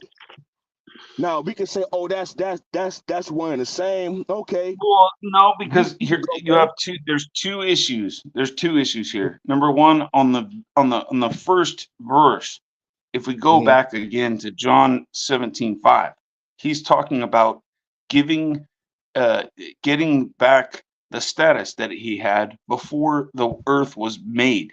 So we're only left with a couple of words there, and one of them means God. So he is claiming that he gets his status back. He's claiming, no, he's not claiming, he's praying to the Father, obviously, because Deuteronomy 18 will tell you that there's rules. He has to, number one, honor his father. So of course he's going to say the Father is greater than I, because he's not allowed to just come here and be like, this is some new God that you'll never understand, and that wouldn't make sense. So he gives honor to his father. He says, the Father's greater than I. But then he asks in that prayer, before the earth was, give me back the status that I had. So when we go to Genesis 1:1, we're looking at, well, what happened before the earth was? The only thing we have is, in the beginning, there was God. So that's one issue.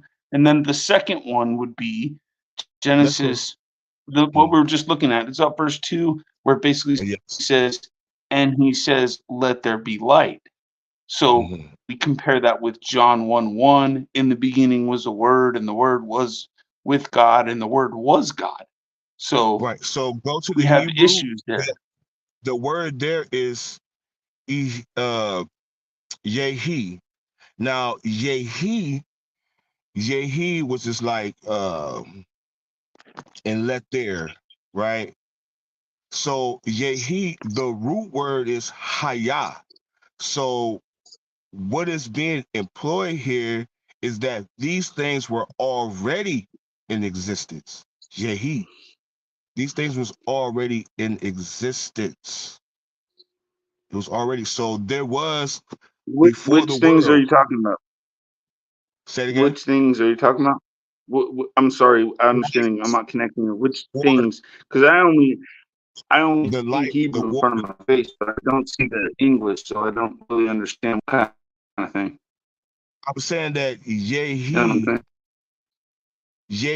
is literally letting us. It says Yhwh means or. what? Excuse me. Say it again.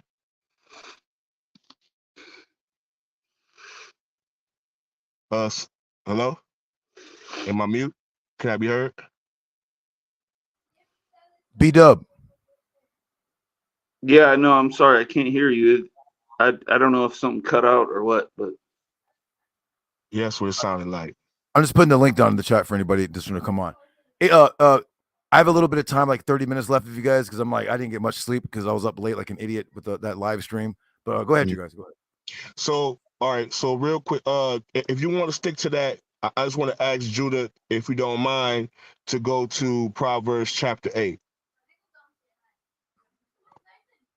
And you can stick to that same. I mean, you can finish your thought, B-Dub. I don't want to interrupt. I was just trying to hear what you had to say.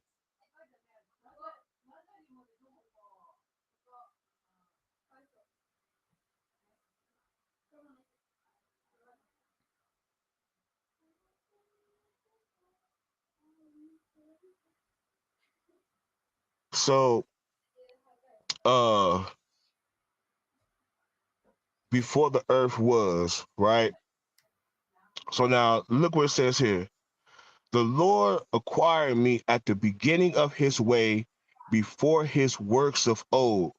From the distant past, I was enthroned from the beginning of those that preceded the earth. I was created when there were yet no deeps, when there were no fountains replete with water. I was created before the mountains were sunk, before the hills, when he had not yet made land in the outsides, in the beginning of the dust of the earth. When he established the heavens, there I was. When he drew a circle over the face of the deep, when he made the skies above firm, when he strengthened the fountains of the deep, when he gave the sea its boundaries. This is all going back to Genesis chapter 1. The only entity, or the animate being entity, was the Spirit of God. And what I'm saying is that this is the Ruach HaKodesh. When we go to Isaiah 11 and 2, we see, in fact, when we read Stop.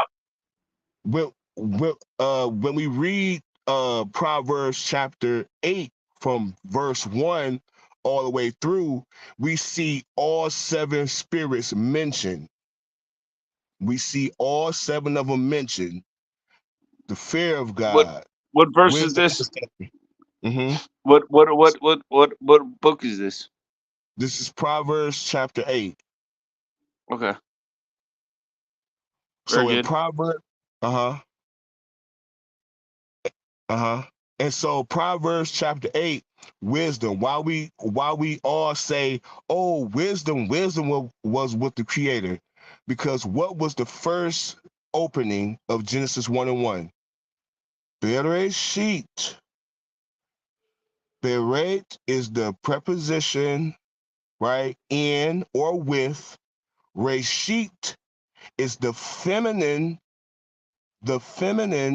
of the word Rosh. So with the chiefess, or in the beginning, right? God I'm created about the to put heavens and earth. So, I'm about to put you to a real big test, brother. I'm about to let's put you a real big test. I don't know if you've probably ever heard these comparisons, but I'll put you to a big one after you get finished here. no, yeah, I'm finished. I just want to bring that out. Mm-hmm. Okay, here we go. let me go find these verses right here. Mm-hmm. So when it says, I'm already finished with that one.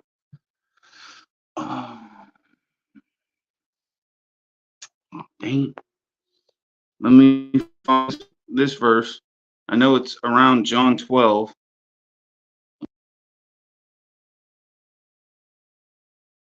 He says he's going to be lifted up. That's where I'm going to go with this. I think you know the verse. So it's John 12:32.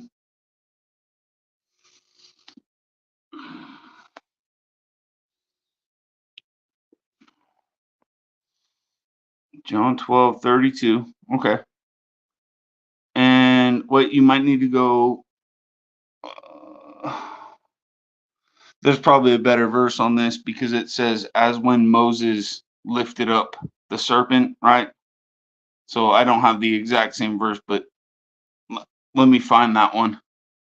Let me find that, as when Moses lifted up the serpent. Okay. John 3:14. Could that be right? I don't know. Let me see. Yeah, that's what I was looking at. Yeah, so let's go to John 3:14. Although that one also is like a cross reference right there. So okay, so what do you think this means? John 3:14 and 15. That's fine. and then I'm going to kick it to an Old Testament verse that's really going to probably make you question what's really going on. But Okay, and so you want me to read 14 and 15, correct? yeah, that's fine. So it says, and Moses lifted up the serpent in the wilderness, even so must the Son of Man be lifted up, that whosoever believe in him shall not perish but have eternal life. Okay, we're gonna stop right there because I see. Okay. So now what this is telling me. So now, yeah, let's try to connect some dots here, right? Remember that verse. Let's go to 2 Kings 18:4. Mm-hmm. I'm pretty sure you probably never heard anybody get this wild, but it's okay. 2 Kings 18:4.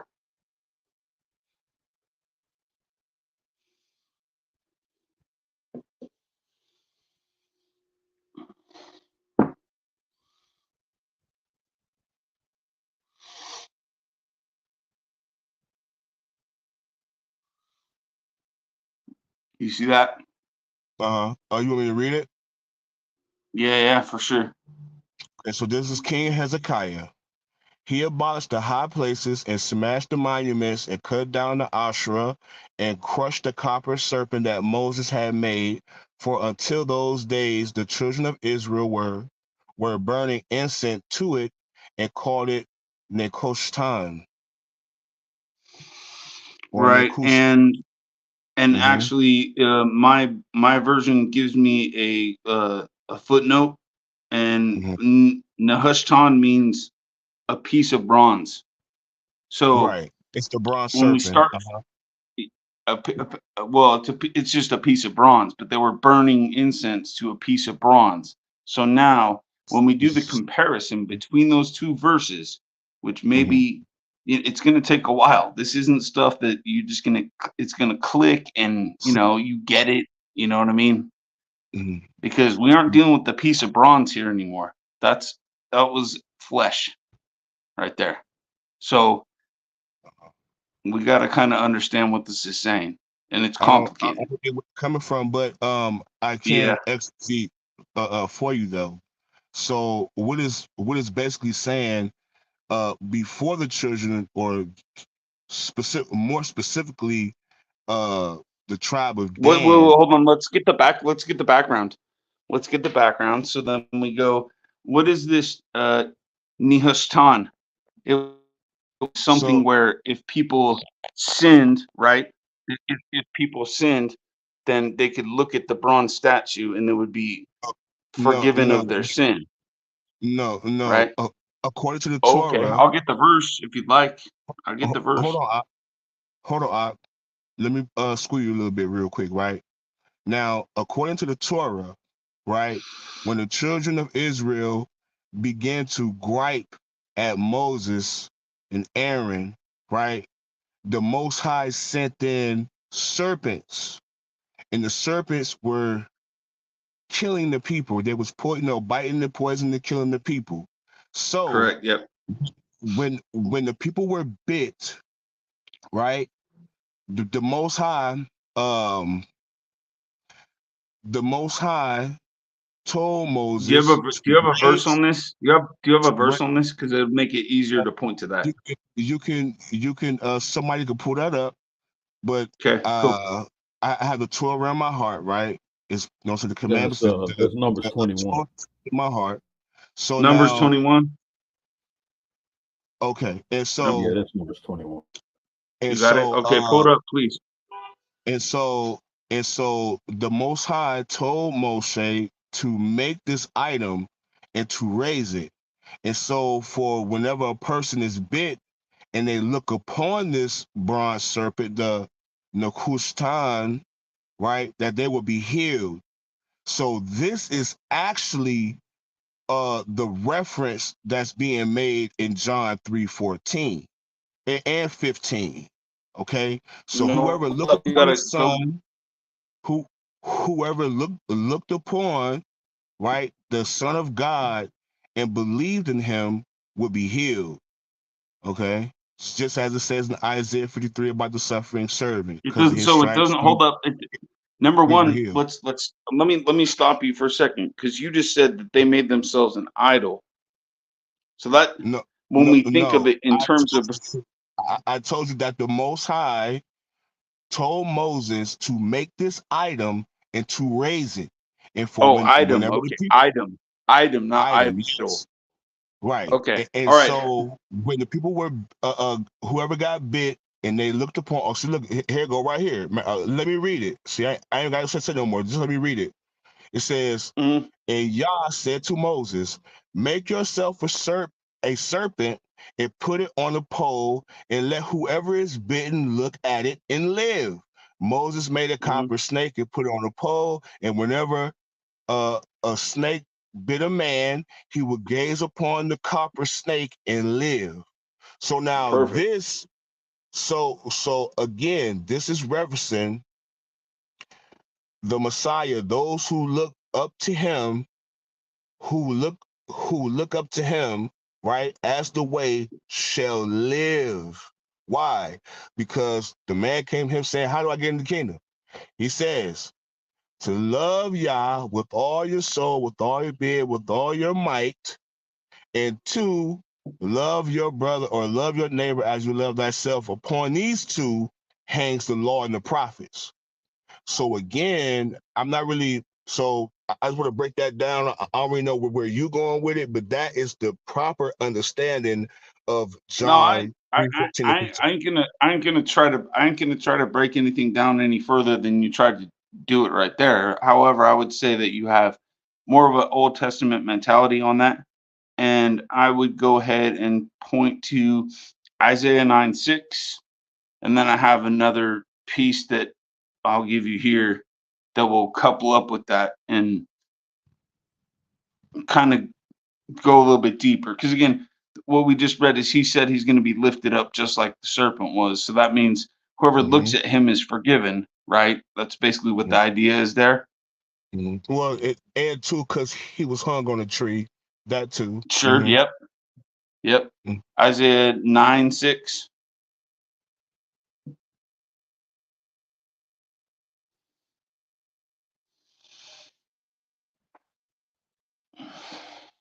Oh, is that 9:5 on yours? How is that? So I don't know how that's that's I strange. think this to knock. That's why. Okay. Okay. Well, either way, it looks kind of the same.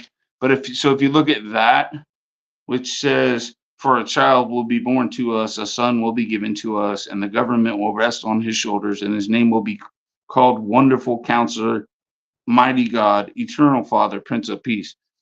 I have no problem calling Jesus God at that point.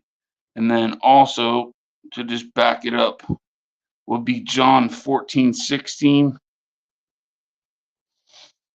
John 14:16, depending upon what actual translation you have, it'll basically say, and I will send you another comforter. So he is called the comforter here in 9:6, or the counselor. So he said, I will send you another counselor. So he's claiming that he is the counselor, but then he's going to send another counselor. John 14. You said John 14, 16. 16? Yeah. You said a Another counselor? comforter. Some Right. versions say counselor. So it just depends on how you're reading it. But that obviously means the Holy Spirit. So that's where I'm going. I'm going Trinity way. You already know that. So you know what I mean? Like, but he's saying I will give you another one, because he is the one talked about in Isaiah 9:6. I don't think anyone on the panel would even really argue with that, because if not, you're looking for somebody else, and I don't think that's a good way to. I can call him Mighty God. I can call him Eternal Father. I can call him God those in things and not be ashamed. what sense though? Like when you say God, like God in what sense? God, as in John 5:18, they called it. They gave the definition. Jesus says salvation comes from the Jews. It's because they are the interpreters. They were the judges. They're the lawyers. They're the So ones who could define words. Go ahead, so define the words. I don't So have to agree with. I don't have to agree with your. I can agree with your terms, your words, but I don't have to agree with your definitions. understand Like it. you Okay, broke the that's fine. Sabbath. That's fine. Gotcha. So Right? what you're saying is that Jesus is a judge. Is that what you're saying? Jesus is God. Equality with God. John 5:18. They nailed it. They got the. They have their judgments are incorrect. They're unjust judges. They're saying he broke the Sabbath, and then they nailed it. You know, Son of God is equality with God. They nailed it, but they didn't really understand fully what that means. And then you could look at something like probably it's probably like So Philippians two that's six why or something. that's why I'm asking you, right? Yeah. Is you saying God in a sense as a judge, or is you saying God in a sense as the creator? Elohim. No. So let me ask again. Are you saying God as in the creator, or excuse me, let me say it like this. Are you saying Elohim as a judge or Elohim as the creator? No, Elohim is the creator all the way. Yeah, that's a negative. I mean, How, hey, but to how? each So his own. why? How are you reading? My problem is that how are you reading Isaiah 9:6? Then what are those titles? What do those even mean? So, a mighty God, I know that they have it capitalized. They, Mm-hmm. they have it capitalized because it's a Catholic push. But when I hear God being attached to any man, I'm seeing a judge or one who has power, right, of reasoning to judge, right? Okay, and Not I as a kind of see God where you're as going with it. I uh, understand. I understand what you're saying because what is it, Psalm 82, where it says, "Ye are gods, and you are all sons," or something like that. But then yes. when you start introducing that idea into there, then you're just saying Jesus is a lowercase g. Well, then why come? It doesn't really make sense. Not to be Reverting back because to my old status. What? Hold on. The status I once had before the world was. Well, you're already a lowercase g according to you, right? Because the law says he already no, is. So what well, status no, is he being restored to to? be a judge, to to actually be a judge, you will have to be a master or a lord of the Torah in order to Which is judge. what he You see what I'm saying? right. Which is why he says in uh, what is it? Is it Psalm 82? Is it Psalm 82? And then let me get the connection because this is going to point it out and make it. Uh, yeah, Psalm 82 6, and then we can go Mhm. John 10:34. So this is obviously written to Psalm 82 is written to Israelites. Is Jesus an Israelite? Well, actually, yeah, but the psalm itself is a the psalm in itself is a telahim, right? Which is basically a prayer. The root word to the word psalms is palau, right? Which means to All right. judge. Yeah, no, I'm not trying to mess with like languages and stuff. I'm really not. I'm just trying to Oh, read the see, text because I'm simple. I'm right, simple like that. right, but see, it says that the word of God make the simple wise. So we're not just trying to just stick to something and just we got it. No, we have to Well, I mean, understand it the also logical. the word also says that uh it was wise of God to show children what things actually mean. I can bring that verse up if you'd like to. I've never read that. I know according to the Torah, it says those Gotcha. things that are revealed, right, are revealed to our children's and children's children. So the children of Israel, right? The things that were hidden or anything that's revealed of the Creator is given on to the children of Israel, the children of Israel. You see, so I'm not Okay, really let sure. me see. I think I got the verse. Mm-hmm. I think I got the verse, and then maybe we can come back to this verse that we were just on. Mm-hmm.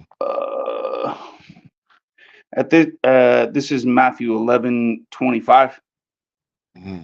If you want to pull it up, Well, just read it for us. sure, got you.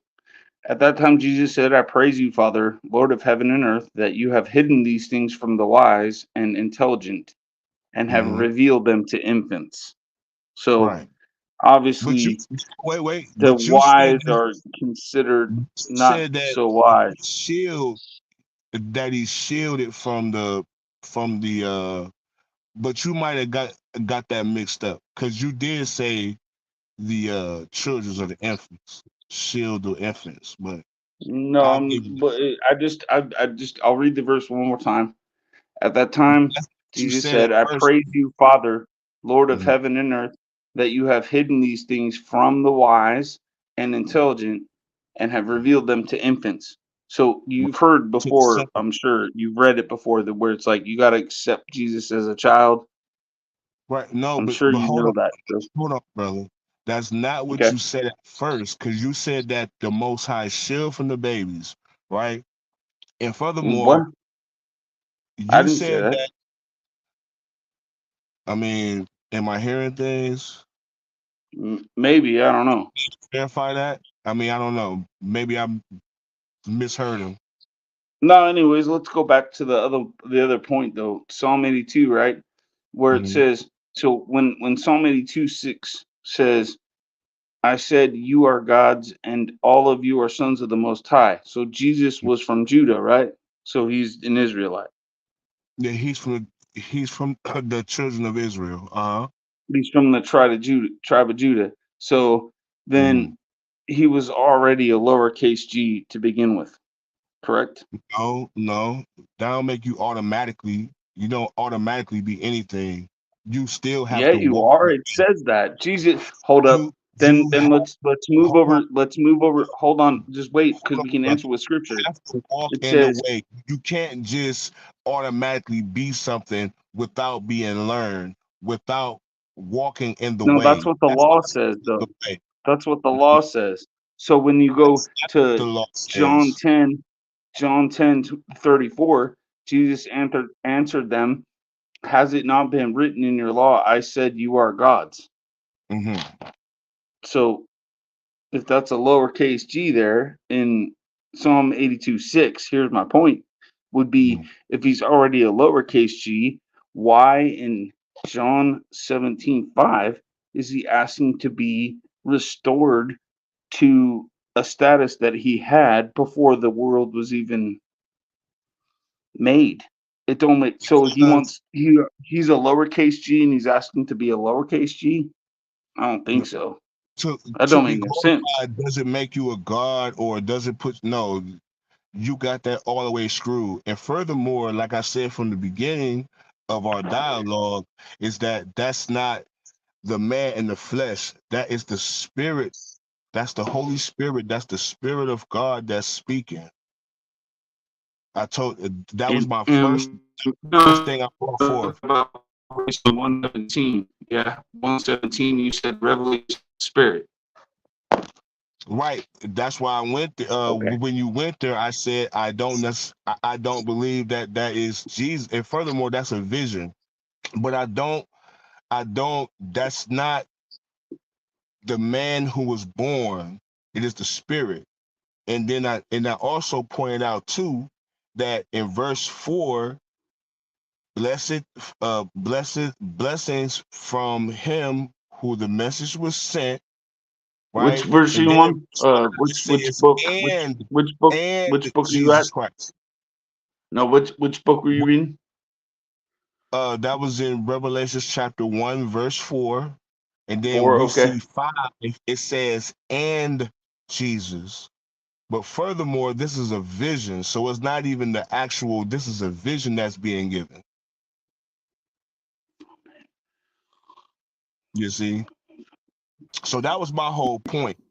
When you So brought that out, no, is but that Hey, so no, real quick, because real quick, guys. Sorry, guys. Real quick. Would you guys be willing to take have a like actual formal debate, like on a HOK debate? oh, we can definitely go there. no, I'm not. I don't need to go there because we already covered it. We've already covered it. You know what I mean? Like Well, I mean, but more I don't people need here. There's to. like there are Christians there that would they're Israelites, Christians, Muslims.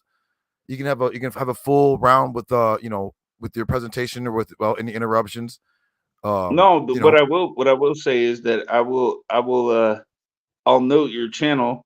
I'll put this in my saved videos or whatever. Come back and see if you guys are doing another StreamYard run, and then we can talk okay, about tons of things. Trust me, yeah, I got that's a lot fine. to talk about, not just Trinity stuff, because I know that gets old. Some people are Unitarians, some people are claiming he's Hebrew Israelite, whatever, And as long as we can keep it to where we're listening to each other for the most part, not cutting each other off, and it's cool, then I'm willing to do it. But I Okay, don't need to do a like formal debate thing. That's gonna get too out there for me.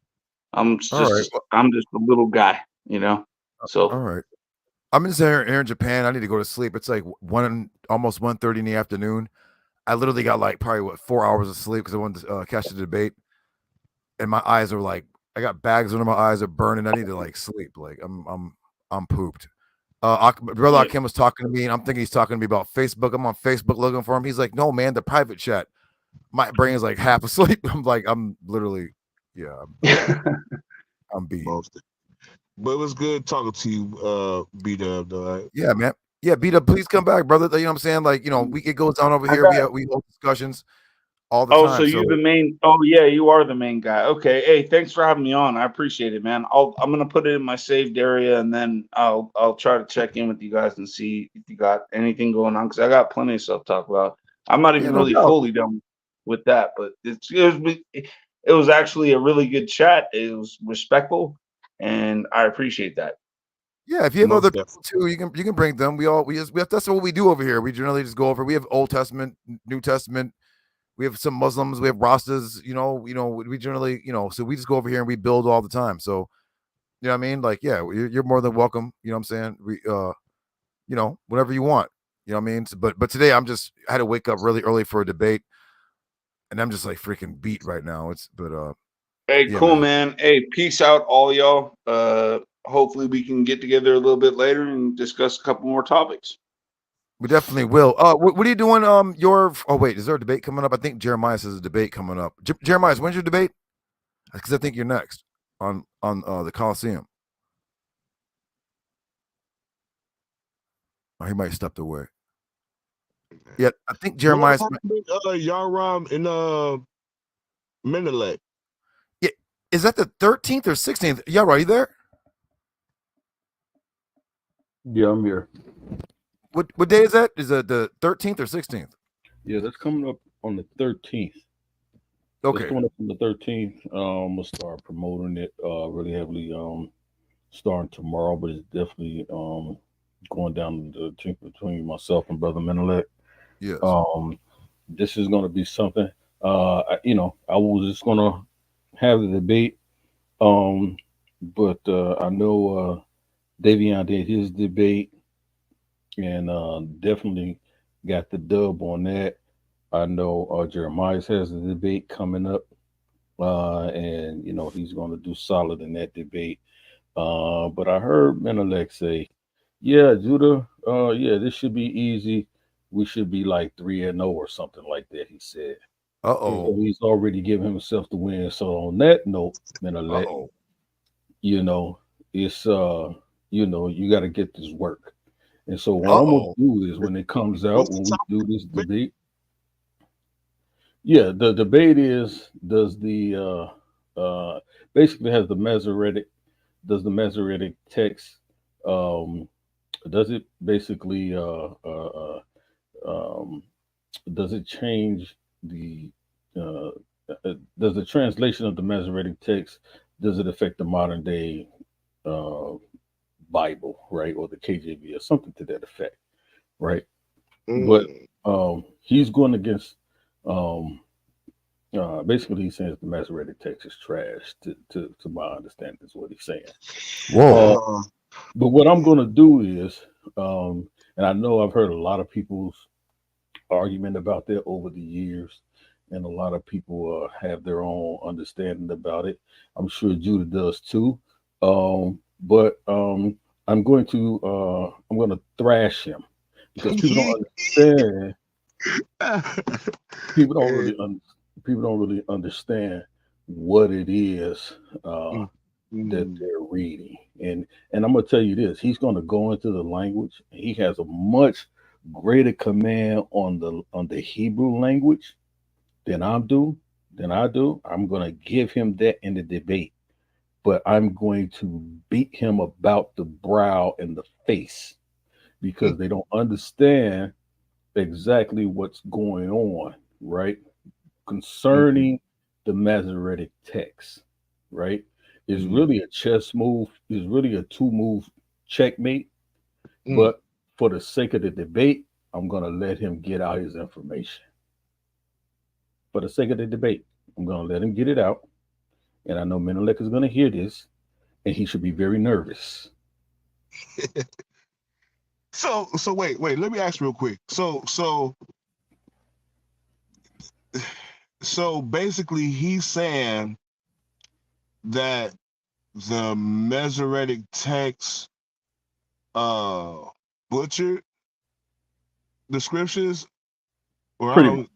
Well, Pretty much. I think he said the KJV. I think he said.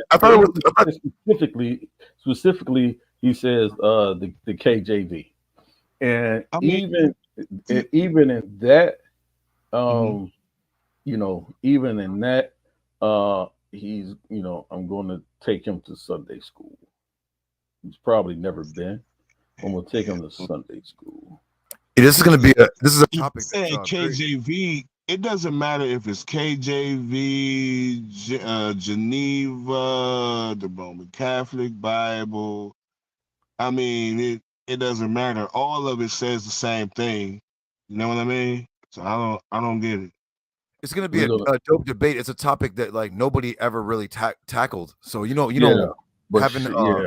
it should be dope intellectual. So shout out to Brother Menelik for coming up with the topic and putting it out there, because as Judah said, nobody really ever likes to debate it. And the reason why I stepped up to debate it, because I knew nobody was going to step up and take the brother's challenge on that topic.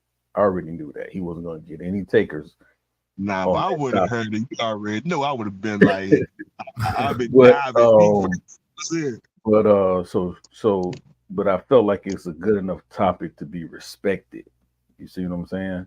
It's a good enough topic to be respected that he should be. Like it's pretty sharp though when it comes to the. Oh yeah, he's real sharp. I'm not taking nothing away from him because, like I said, he has a much more masterful control of the language as far as reading the Hebrew, right? I'm giving him that in the debate. That's not an argument for me. I will not try to challenge him on that. I'm going to give him that. I will not try to challenge him on reading that, but I'm going to beat him about the brow and the face. Because the reason why it should be it's going to be a really, really dope debate, because remember, Yhwh is the wily veteran too. I mean, as far as I've seen, I know that Menelik can do the on the spot debate, but we haven't seen actually we've seen Menelik have a formal debate on Lex Vortex channel, so it's not true. But we're talking Yhwh has years under his belt. So that should be, you know what I mean? So I don't think Menelik should take Elder Yhwh lightly or think it's going to be a walk in the park. You know what I mean? He's going to have to battle. This is going to be a good one. And in my opinion, I don't think people who are below average intelligence are going to be able to follow along or understand. So I agree with that, Judah. I agree with that. And so I kind of tried to tailor my presentation because of that. So not for Menelik's purpose, but for the people in the chat, because I know Menelik, he studied, and like I said, he's from what I hear, he's well versed enough to have the debate. So much respect to him. I'm not taking anything away from him about that at all. but I heard what you said. So yeah, bro. I'll see you on the 13th. Well, hey, y'all right? Nepal and Son, that'll be looking for you to to get on. I know you're busy and stuff, but they want you like for administrative purposes too. To Yeah, hit I the mean, yeah, So I'll jump on and hit the link sometime, man. But like I don't want the debates go on. Sometimes I just be listening. I be in the chat, and I just be listening, man, and discussing, just basically in the chat, man, and doing that. But I'll definitely get on the panels more. I'll definitely try to do that. I just don't try to I don't feel like I'm inserting myself into debates. Oh, You no, know what I I'm mean saying? like just for promoting. So Like we need the so faith I'll talk. definitely promote it. Yeah, I'll definitely promote it. I promote on my channel, all the time. I promote the debate, as far as that's concerned. But yeah, I'll definitely come on this panel more. Just let everybody know that we definitely all in this together. And so but shout out to Nepal, shout out to Sunday, shout out to Judah Yes, Nash for really thank you, brother. Yes. putting the wheels on this thing, man, and making it work. People, like I said, people reaching out to me about it. People really love it. I'm gonna tell you this. It got to the point where I'm gonna tell you when things when things is moving in the right direction. Even our good brother JJ reached out to me about debate over here, and I'm like, hey, brother, like they say, well, hit up Sinetta. So I think he made a phone call the other day. So that's why I need to mention it. He made a phone call on the air about debate a topic or something. But this is what I mean about when people appreciate real information, whether they agree or disagree with you, they appreciate at least hearing a solid debate. And I think you guys have been able to do that and put that on. So, and this challenge is not just going to be, I know it's not just going to be, theological debates or, or religious debates to a degree. That's good. But, people like all of that. You see what I'm saying? Or they wouldn't come back. They wouldn't come over. So, man, like I said, this is I like the format. I think it's going in the right direction. And so shout out to the HOK Debate Coliseum, man. It's a good deal. Definitely a big deal. Yeah, man, it was definitely check it out. Sister Aston's Jason response. Yeah, man, it's shout out to Southern Nepal. Shout out to the HOK. We got to get Yhwh in the ring. And we don't all have to debate each other. We got a lot of people out there that are against the Bible. We got, other Christians. We got other people or whatever. I mean, but I know that, Yhwh stepped up. He was like, hey, man, I'll take the debate. But, we got to find more people to bring over. I think brother DMG, a.k.a. Pianki from Paradigm Shift, he has debaters. I think there should be like some cross-platform debates collaboration, which would be dope. Yeah, and shout out to DMG. Like I said, like he had a great topic, man. So definitely, man, I stepped up. And then plus, he's a brother that's been around. He's putting in work. I know he does a thing over there on Clubhouse, but you know how it is. That don't always translate to YouTube. But the brother, he got solid information. So regardless of whatever comes out in this debate, whatever people's side they fall on, I think it's gonna be good and solid enough for hit that brother anyway. You know what I'm saying? So. Right. It's so that'll be good.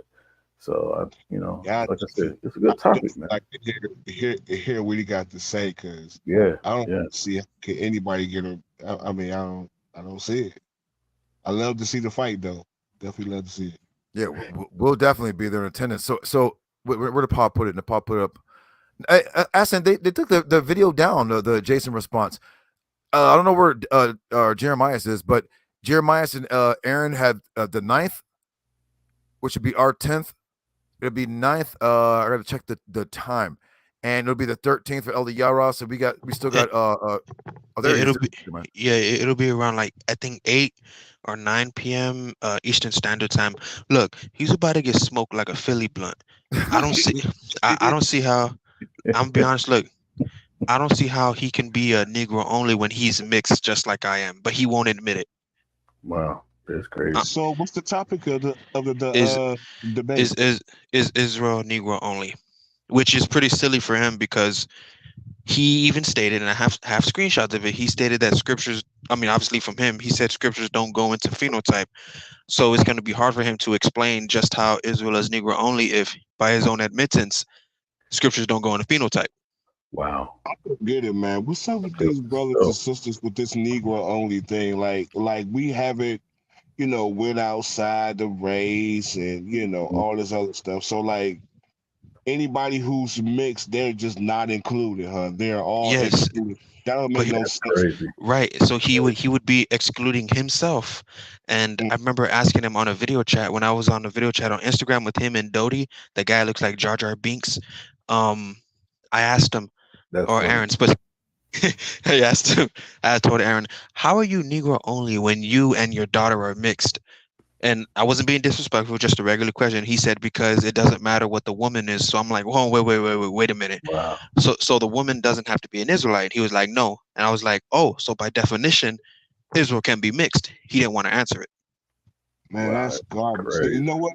That's another issue I have too. Brothers keep trying to bring up this, oh, you are what your father is. That is false, man. False. When we That's false.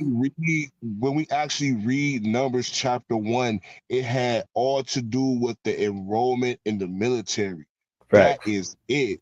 When we Facts. go to what's that, Numbers chapter 30. So this is kind of towards the debate that Davion and Doctrine had. Somebody had mentioned something about Mary, right? Or like how could she, or something about her being from David, which I don't believe that. But in Numbers chapter 30, it was this man had only daughters, or had a son that died or something like that, or he just had daughters, right? And it was Eshan. like, well, we should get our father's heritage. You know what I'm saying? Like whatever Oh, he the had. daughters of Zelophehad. Huh?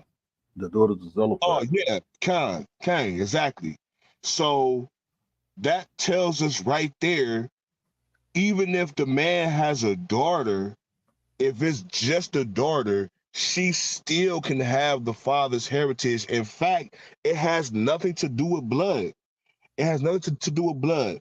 When you take a DNA test, right, like for a woman, right, or like a mother and daughter, she could just swab or whatever. But for the father, or like a uncle, you could still take her blood and see that she's connected to him. You see what I'm saying? So Right. through the blood, you still connected to your father. It just doesn't have to be, it just have to be the man. That's stupid. That's stupid as hell. You know what I'm Right. saying? So you mean Right. to tell me if I have a daughter, right, and she has a child, that child is not a part of me? You a damn fool. And that's gold. That's not even science. You know what I'm saying? Like that's not logical. So it doesn't matter. And the Mishnah that Rambam put together, right? That he did his part, saying copy his Torah and everything. In there, it even says uh the only way somebody can be a king is that his mother or a father is an Israelite, right? That the people choose, like whoever the people choose to be king, that's from out the nation. It doesn't matter, long as it can't be a convert, it can't be a Gentile. Either your mother or your father is from out the children of Israel. So we could never exclude the women, period. Facts. Period. If Facts. if the woman go outside the nation and she marry and go have a child with whoever, that child is still a part of the nation. Facts. Period. Because Facts. we still blood related. Uh-huh. Khan, So yeah, Yhwh, I just want to add on to that. That's actually we still blood. factual because there's actually some historical legal papyri in Elephantine where there's an actual situation that happened where Mm, a Israelite woman married an Egyptian man, and in the documentation when they had to count them in the military, they're counted as Yehudi. So that's very true. There's actual historical See, documentation on that. see what I'm Correct. saying? So this is a woman, right? And the identifier of the son, or the you didn't specify it was the son or a daughter, but whoever, whichever, right? They were still counted as a Jew. So come on, man. Right. They're still counted as a Jew. And one of the go-to scriptures I always go to in First Chronicles when you talk about Sheshan, right? Sheshan had daughters, but he had no sons, right? Mm, And he wanted a male heir. So what did he do? He married his Judite daughter. Sheshan was of the tribe of Judah. He married his Judite daughter to his Egyptian servant. Not Yep. an Israelite. yes. Yeah, because His there's servant. historical El Diara, there's historical documentation in the legal documents in the papyri of the same thing happening down in Aswan, in That's correct. Syene, in That's Elephantine. correct. Yeah, That's so correct. you're on the And money those with that, children, Elder. that's right. And those children, the offspring of the Egyptian father, those children were considered as Judites, as of the tribe of Judah, and See, placed among the tribe of Judah. Yep, see. yep, that's real. That's real. Right? I'm actually I in the keep middle of telling a this all the presentation. time. Yeah. I'm sorry about that, Elder, but I'm in the No, go ahead. middle of doing a presentation because I got over 3,000 years of cross-cultural legal documents at Elephantine, and Mm, that's one of the things I'm going to touch on. It's in regards to like the papyrus and the historical correlations amongst Ezra, Nehemiah, Hananiah, Bagohai, and the rest of them. You know what I mean? mhm, mhm. Yeah, that's real. Yes. That's definitely Huh, real. huh. Yeah. So wait, Akim, let me ask you this then, right? Now, the Yehudi that was in Azeroth, right? What was their preferred language? Well, before Manasseh went into captivity, he sent a military garrison down to Aswan, to Elephantine, but they actually came from Samaria, and it's called Amherst Papyrus 63. It's called the Mystery Papyrus, and in that Mhm, papyrus, it actually reveals that this specific set of Israelites came from the northern kingdom of Israel, mhm. which they settled in Palmyra at the time, and they settled there for about 10 years. They took on Aramean customs.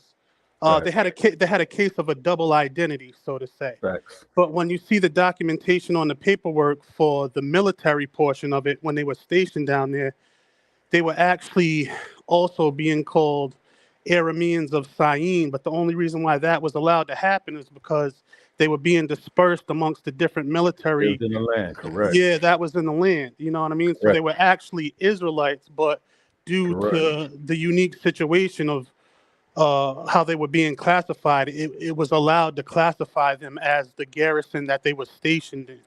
So Correct. that's what's going on with that. And So let me ask you something real quick based on that, because So were they Greek speakers or were they Hebrew speakers? That's what I wanted to try to boil it oh, down. they were Israelites. They were yeah, Israelite speakers, but they Since took I on. were Greek speakers, did they prefer the Greek or the Hebrew? Well, no, they weren't they speak. actually preferred they they spoke the Yahweh Dayas, but they actually preferred the Aramaic. When you look at the majority of the papyri that's down there, it's Facts. Hmm. the script is Demotic, but the writing is actually Aramaic. Correct. I was getting ready to say they spoke two different languages. They spoke Aramaic, and they spoke a later form of Egyptian. Yeah, yeah. So those But are the two languages they spoke. like when you go into like the Jedaniah documents and all that, the bulk of it is going to be in Aramaic. You Yeah. know, so. Yeah. But that's because when you look at where they were stationed at before they got sent down to Aswan, they were actually in Palmyra. You know what I'm Mm-hmm. saying? So that's Mm-hmm. like dealing with like Assyrian, Babylonian Mm-hmm. situation, but it's also like northern Israel, you can say. You know, so you're Mm. dealing with like a military garrison that got sent from like northern Israel down to Aswan. Mm-hmm. Mm-hmm. Yeah. And I want to say you mentioned this this northern tribe, right? Because I'm doing actually I'm doing a study myself. I'm about 80% the way through it, talking about that particular northern tribe that we see. And what it's bringing me is that this northern tribe that is most influential and popular, and that you see among and dealing with a lot of tribes, especially Judah, the tribe of Judah. This northern tribe is the tribe of Asher, or the Asherites. Um, this tribe of Asher and these Asherites, they they had a they had uh, a political people that lived among the Canaanites, but these were Israelites. They lived among the Canaanites. They were influential. They lived among the Egyptians. They were influential. They were known as a tribe of warriors, but they were really smart and very political savvy tribe of Israel. And in some of those Elephantine papyrus, they talk about uh, uh, Azura, or the tribe, or the Asherites, or the Azura tribe. These people. Um, so I want to know, man. When you do this presentation, I want to know when you do it, man, so I could be in the audience, man. I would love to hear that. Yeah, Yes, I'll be glad with that, brother. Yes, I've yeah, been begging absolutely. this, brother. Yeah, I could. I mean, it's a lot. I just want to make sure it comes out correct, because what I have to do is make the correlation, because what happens is around like 650, Manasseh sends the order to send them down there to help out Sammaticus, the Egyptian ruler. But what people don't understand is they go down right Hmm. before the Babylonian captivity.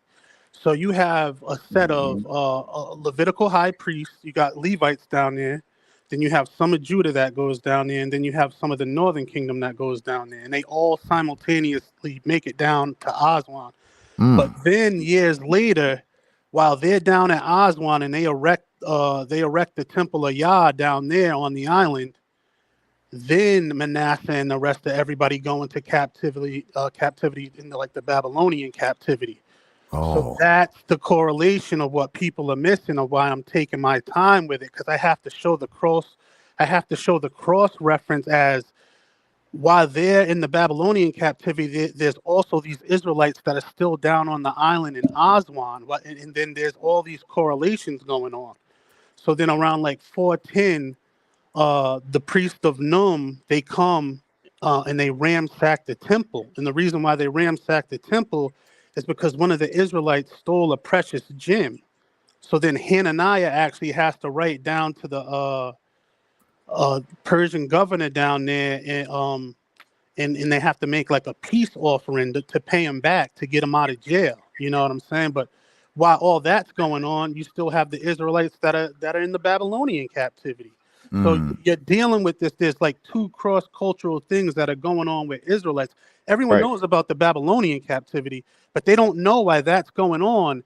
You have all this stuff going on down in Aswan with another set of Israelites, high priest, temple, and everything. Right. And Uh, they're worshiping Anet Yahoo, Yeah, Yahweh. Uh Annette Bethel, huh. Yep. Hashem Bethel, and all those different Yep. gods. Yep. I'll tell you this though, what because I'm gonna pose a very great question just to make people think, and I really just want to see where people's minds are in the midst of all this, because they weren't just venerating the Most High in that temple. There were two other deities that you just said, LDR, so I Yep. know you're That's a fact. knowledgeable of, That's that a they fact. were venerating in the temple. That's a fact. So the question is this: even though they did that, and there aren't supposed to be any other gods that come before the Most High. Hmm. Even though they did that, the Most High, after the temple was ransacked and they prayed to the Heavenly Father, everyone who touched that temple died a very ugly death. So the Yep. question is, even in the midst of like the adultery of what our people was doing, the Most High still honored his people. Yes, that's correct. And if you and I'm sure you have already, especially with those Elephantine Jews, or those Jews or Egyptian, people call them Egyptian Jews, that you see down in Aswan and Elephantine during that time. If you study during going to like the 5th or 6th century BCE, if you start dealing with Josiah and what they call Josiah's reform, it is with Josiah's reform that you begin to see that separation. And that's how those people start popping up and showing up in Elephantine and Aswan, those Jews, because they wanted to continue to worship those deities, worship those gods. And Josiah says, no, I'm not going to do what my forefathers did. I'm not going to Yeah. do what my father did. I'm going to go back to the ways of old, and we're going to worship one God, one Yahweh. And Fact. those and those Elephantine Jews and in Aswan, they left Jerusalem. They left Jerusalem because they wanted to continue to worship Anet in Bethel, this Beth god, and they left, and they asked to build a temple in Elephantine and Aswan, and this is Yeah. what they did. Yeah. So they still had those three gods, Anet, Beth. I forgot the proper Yep. name. Yeah. Bethel It's no, you was right. It's and Annette Yahweh. Bethel, and Yeah, then it's Hashim yeah, Bethel, and yep, and like it's yeah. yeah. And So so you Let me that's how the split happened. oh yeah. I'm oh sorry, you y'all. I'm like half asleep, y'all. No, I'm go ahead, bro. sorry, y'all. oh you got it. I'll try to come on. Oh, no, I have a dentist appointment. What time is it? 2:30? Oh, 2:45. Yeah, you know what? If y'all ain't doing nothing in y'all's evening, I can try to go live before I go to my dentist appointment. It's like 2:45, so it'll be like 1:45. What in the morning? No. I'll go way earlier, so it'll be like y'all's evening, like 7, 8, 6, 7, 8, 8ish around time in the evening time, your guys' time. But so it'd be my afternoon, like 2:45. Around that time, it'll be like 1:45 in the morning. You know, I'm sure y'all be sleepy. It won't, so I'll try to go live earlier if y'all are not busy tomorrow. Word. Yeah, Yeah, All that'd right. be dope. Yeah, I'm with it. I'm with it. Okay. But All right. yeah, Elder Yara, I don't know if you want to exchange numbers and take my math, and what I'll do is I'll actually show you the material and show you the books that I have and everything, and it's freely given to me from the Most High. I freely give it to all the brothers and sisters. Like, so whatever you want to do, just let me know, and yeah, whatever I no, have, I'll give it to you. yeah, no doubt. I'm a that's really that's really the parts of our history that I love to study, because it really tells us who we are and why we at where we at today, as far as Israel is concerned. And so, that's the part. I'm gonna put my number in the back chat real quick. All right, I'll lock that in real quick. Hey, just real quick to the person that was talking about the New Testament. There's no difference between Jew and Gentile, right? That's like that could go a few ways, couple ways. But I will say this: when you go read First Maccabees, okay? There was Jews that end up becoming Gentiles. They were called Hellene, which is a Gentile. You go into Greek and you see Gentile, you'll see Hellene, right? Which is a Greek. This is a Greek. That's why you got certain brothers or all the brothers in the camps that push that. But that's a true thing, though. So that's a true thing. I got you, Elder. I put my number back there too, brother. Yeah, I got to get ready to lay it down too. I should have been off the panel, but Yeah, Shalom, it was Jeremiah. Oh yeah, no, it was a great conversation. I'm actually happy. You know what I mean? Like we could talk about that because it's extremely insightful, bro. It's Yeah. extremely insightful. I want to hear more about this too, man. There's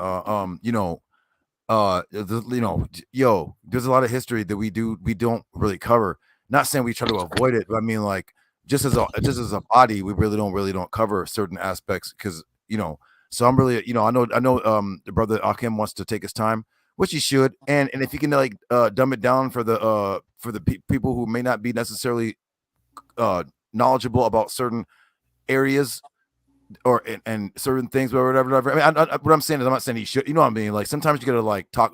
Rob Rack, when he was in his right mind, would always say, "Talk to them like they're 7 years old," and that's an art in itself too, especially when you're like a debating too. Like I used to have that problem, but I used to be too deep for people. People would be lost. Like, what is he talking about? But I try to like dumb it down so that the person who may not necessarily be familiar with the scriptures can at least get a basic understanding of what I'm talking about. And sometimes that's hard to do too. So I understand why Kim said he's taking his time. Doing this is an art. You know what I'm saying? It's a skill. You know what I'm saying? And yeah, man. Whenever that brother's ready to give his presentation, you know what I'm saying? The floor is his. I mean, he can even go to the Coliseum.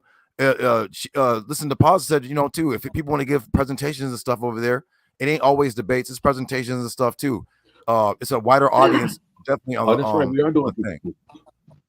Yeah. You know what I'm saying? I mean, I know Akim said he's like a little nervous about, bigger crowds, but we can be on the panel with you if you don't, but it gets to a wider audience, and we can still download it and bring it over here to this channel too. I mean, whatever you want to do, Akim. Don't feel like no pressure. You know what I'm saying? Like, Yeah, no, I'm just making sure the T's are crossed and the I's are dotted, like I just want to make sure it's right, like, because it's serious, bro. It's like the portion I'm gonna cover covers about 400 years, you know what I mean? But technically I can start from like Semiticus the second, which is like 700 BCE, and then work my way all the way down to like 300. Like I could start from let me get it real quick because I got it written down.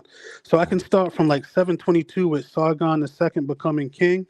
This is technically if I wanted to do it with how much legal documentation there is with the papyri, and then work my way all the way down to like, and this is like cross-referencing Aswan and the Babylonian captivity with all legal documentation, historical papyri, historical correlations of all biblical figures doing this. You know what I'm saying? So I can work my way down to like all the way to like 330 Darius the Third of Persia. You know what I mean? okay. Yeah, okay. Technically, but what I'm gonna do is I'm gonna focus on around 687 to when Manasseh becomes king, and that's how I'm going to introduce it. And then I'm going to introduce what's known as, some scholars will say, the Elephantine Judeans, but then other scholars will say, according to Amherst Papyrus 63, which is known as the Mystery Papyrus, that they were actually technically not from Judea, that they were from the northern kingdom of Israel, Samaria. You know what I mean? Yeah. But that's where I'm gonna start. Yeah, man. Well, whenever you're ready, man. You know what I'm saying? Like, don't you take your time, man. If you take your time. Don't feel like you need to rush or be pressured or whatever. And shout out to brother Elect. I don't know where Elect be, man. Elect, man. I hope you ain't on Discord hanging out with them weirdos talking about they the new Dr. Seppi. Come on, man. Wait, what?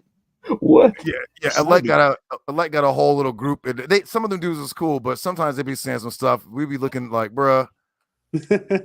Come on, bro. You know what I mean? But shout out to Elect, man. But that brother needs to be around a little more, man. Like, he's gonna get it in. One thing I could tip my hat off to Elect though is you would be hard pressed to find another brother with more passion. It's one thing, like when I was studying with him and Zaya, and they both have their gifts. They're both very gifted brothers.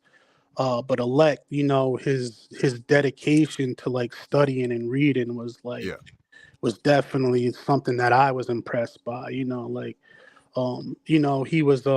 he had so much zeal, like so much fire and so much passion. Sometimes it could be taken wrong, but it's really just his love, like for the scriptures and everything. But both of those brothers are outstanding. Zaya is, I can't say enough about Zaya as well. He's a very brilliant brother. To be honest, I actually thank both of those brothers for even letting me study with them. I thank you for even letting me study with you. Yeah, man. So it's a beautiful thing. All praises to the Most High for that. Yeah. All praises. And you know what though? I don't know if y'all know this. Elect used to be just like an internet troll. I mean, he wasn't before he like really got serious. He used to just be like an internet troll.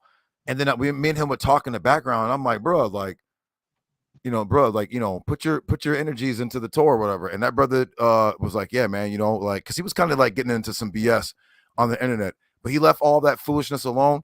And then you see what he does today. You know what I'm saying? Like, and the brother, he's doing his thing. And I'm very proud of him. He's the little bro. Like, and when I say little bro, I don't mean that disrespectfully because I'm older than him. But you got brothers like Elder Yhwh and them who are older than me. So I'm like little bro to them. So, but the younger brothers that are younger than me, Elect, Zaya, Jeremiah's, Devion on them. I tell them I ain't trying to be like a father figure, but like more like an older brother. You like I'm proud of them. You know what I'm saying? Because I was in the Torah and stuff to not as good as at their age. I was in the Torah, but not like they are at 27, 28. I was in the scriptures, but I was still out doing dumb stuff. You know what I'm saying? Like I wasn't like they are, like at their age. So they have a head start. You know what I mean? I was still doing dumb, being a Negro. You know what I'm saying? I still remember it. I was. I mean, I can show you pictures of me. You'll be like, yeah, okay, but I wasn't like I am now. I was still in the street doing dumb shit. Messing with old nasty chicks. You know what I'm saying? Hanging out with idiots. Even though I would still be in the library and stuff, but there was still that side. I couldn't leave like the foolishness alone, like I am now. Like I didn't make that sacrifice where I'm like, you know what? Because like I'm gonna tell you, like when I moved to Japan, I stopped doing music altogether to focus on studying the Torah, debating and stuff. And then maybe like after several years, I got back into music. So I'm saying you have to make that sacrifice of like putting the worldly shit away. So I'm proud of them brothers. You know what I mean? All the brothers that made the sacrifice because it's all a life journey. You know what I'm saying? So and I'm very proud that our circle, though small, we're not a cult.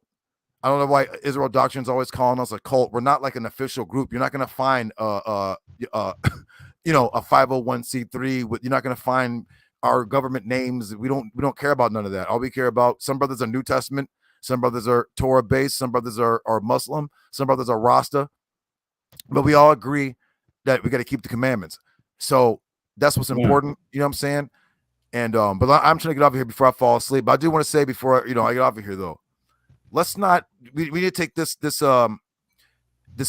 debate that occurred between Israel Doctrine and Chris Harris as a lesson that the Most High ain't playing. That any one of us can get bugged out if the Most High so chooses, because he says in Ezekiel 14, he controls the spirit, which is the mind. And if you're not keeping the commandments, or you're living foul, or you're doing something wrong or whatever, he can humiliate you and make you look like an ass monkey like Chris Harris today.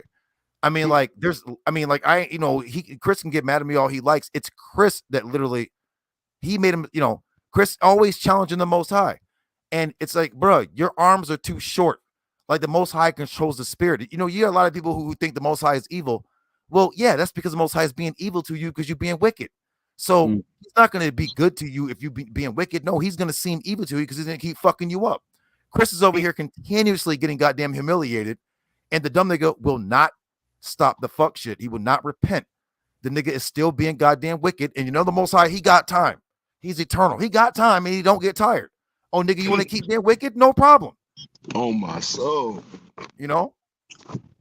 Like Most High is not. He don't get tired. He's not going to be like, what?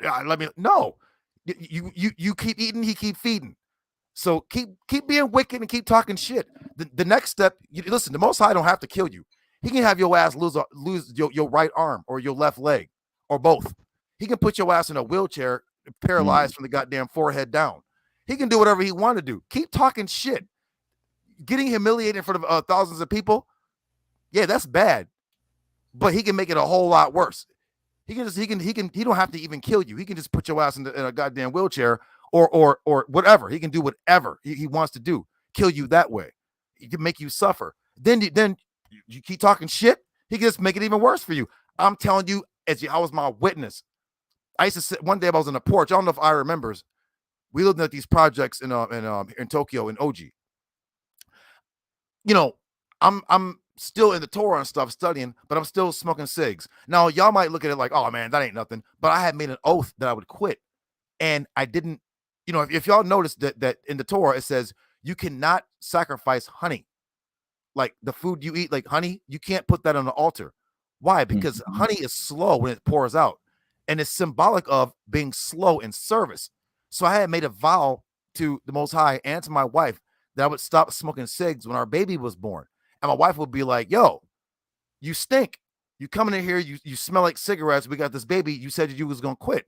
And I's parents would be like looking at me crazy, like, yo, like, you know, you got a baby, like, you know what I'm saying? Like, you know, come on, man. And I loved smoking cigarettes. So, and I told y'all the story already.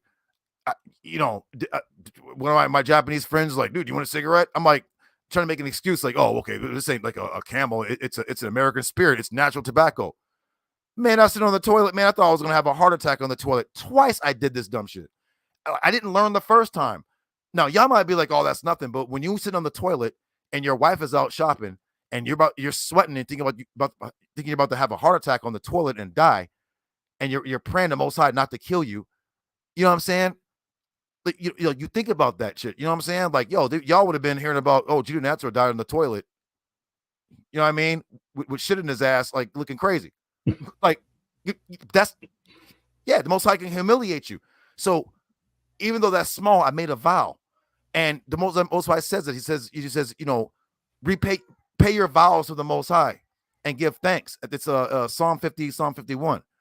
So I'm just saying that to say, like, yo, Chris Harrison and he got them idiots over there being the goddamn, that's the devil. You know, like the niggas being the head leader of rebellious niggas, wicked ass niggas out there, giving them license to sin and to live an abominable life. So when one of them niggas get AIDS or cancer or some shit and get fucked up and the niggas kick the bucket, don't expect mercy or laugh. Nigga, I'm getting Charlie Murphy out to laugh and be like, see the wicked nigga, because there was a dude named Rap the News. He would always be, but he was a leader of rebellious niggas, teaching about planet hell and Yahweh's fake, and he would talk about Jesus of the New Testament. Next thing you know, he kicks the bucket. Now, the Most High controls life and death, but y'all didn't see me say, "Hey, rest in peace." Some people were looking at me like, "Damn, Judah, man, you raw, man, you savage." No, I had a cigarette pack, just like I have Chris Harris. I had Rap the News name on it, or R.I.P. Rap the News. And we was smoking a Rap the News pack.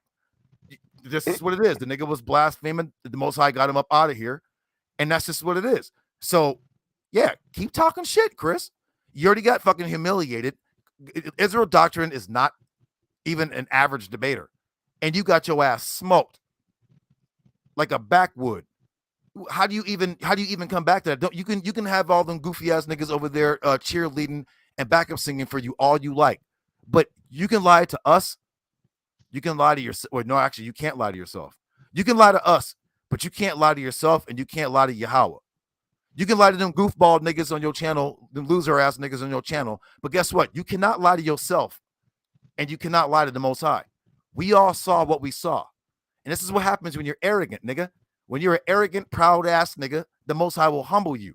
Now you're calling Saw Netter incessantly, trying to get back in the good graces.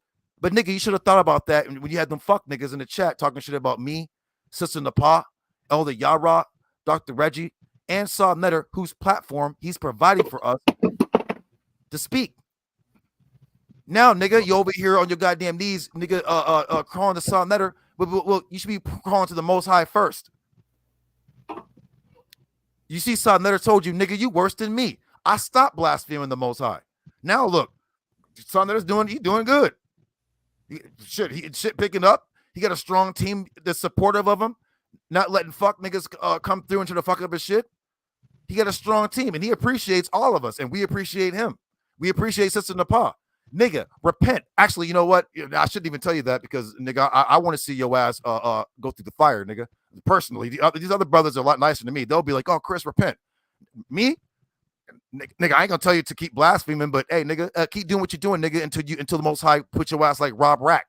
That nigga Rob Rack, that nigga's not even on the bottom. That nigga's under the goddamn bottom. That nigga still blaspheming the Most High, and then nigga live in a goddamn motel with goddamn roaches, talking about having sex with 5-year-old babies, looking crazy. And look who he's around. Niggas who are living, people who are living a foul lifestyle.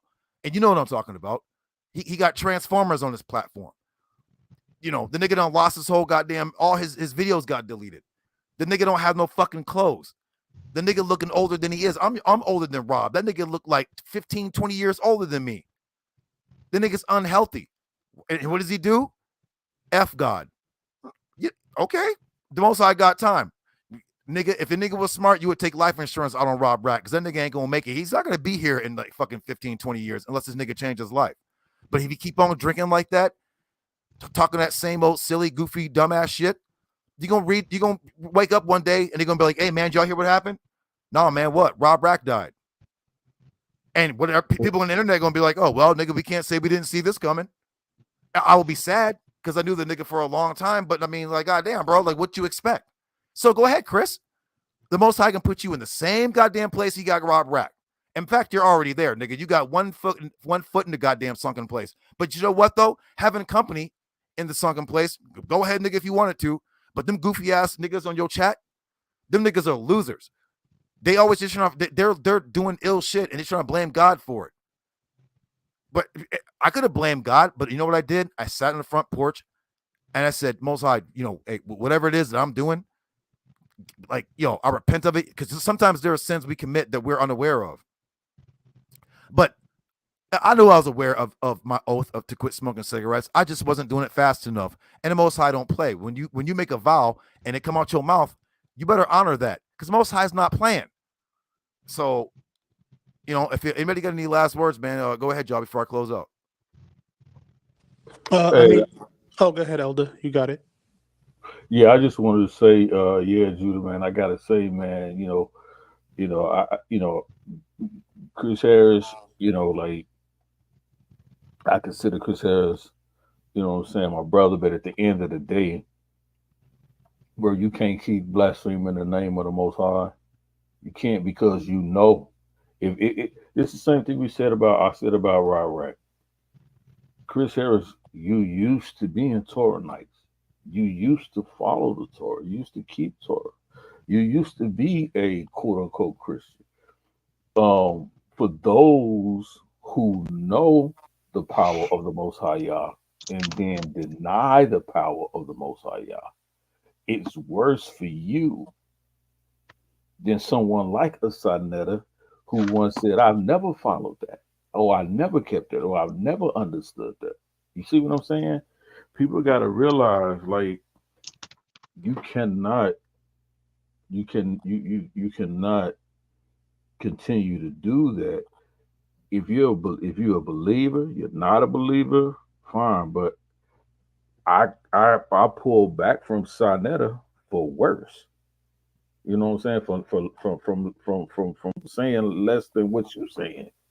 You know what I'm saying?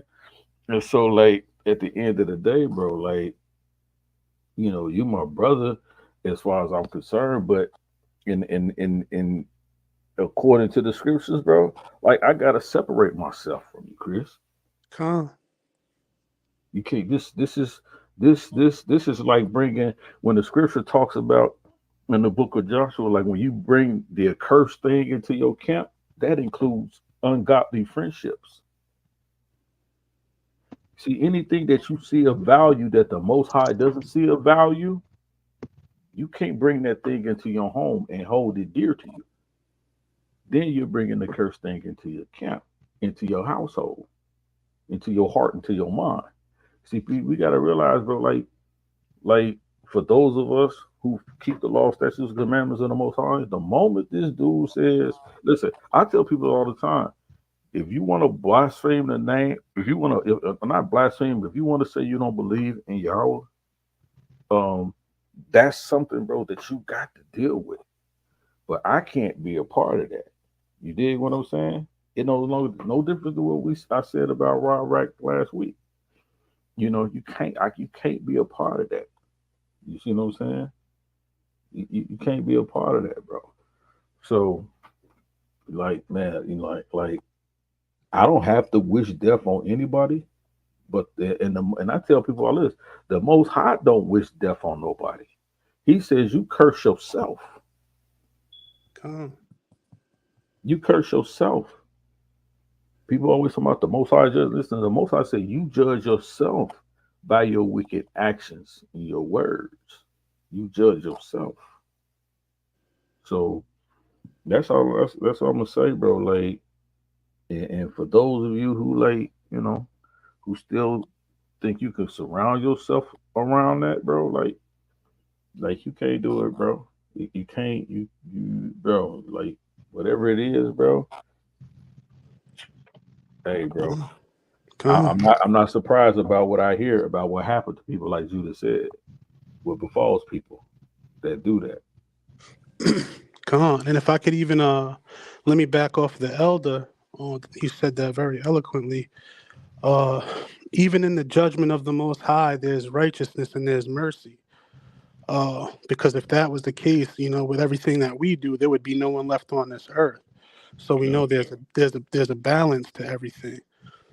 But in regards for Chris, I've already spoken my piece earlier, but I'll leave that right there. But uh, to Judah, I have some really good information in regards to some of the doctrine that Naphtali was bringing out that's gonna refute all that and pretty much destroy it. So I'll be mailing you the book on the information. Actually, you and Elder Yara already touched on it, but there's actually historical documentation in a book that goes into all this information and actually identifies who the people are. So I'll be sending you that, my brother. But yeah, Okay. just everybody take heed. Like you reap what you sow with the Most High. It's equal weights and just balances. If you exercise and work righteousness, you shall receive a righteous reward. If you exercise and work wickedness, you also shall receive a wicked reward. So either way, you will be rewarded for your deeds.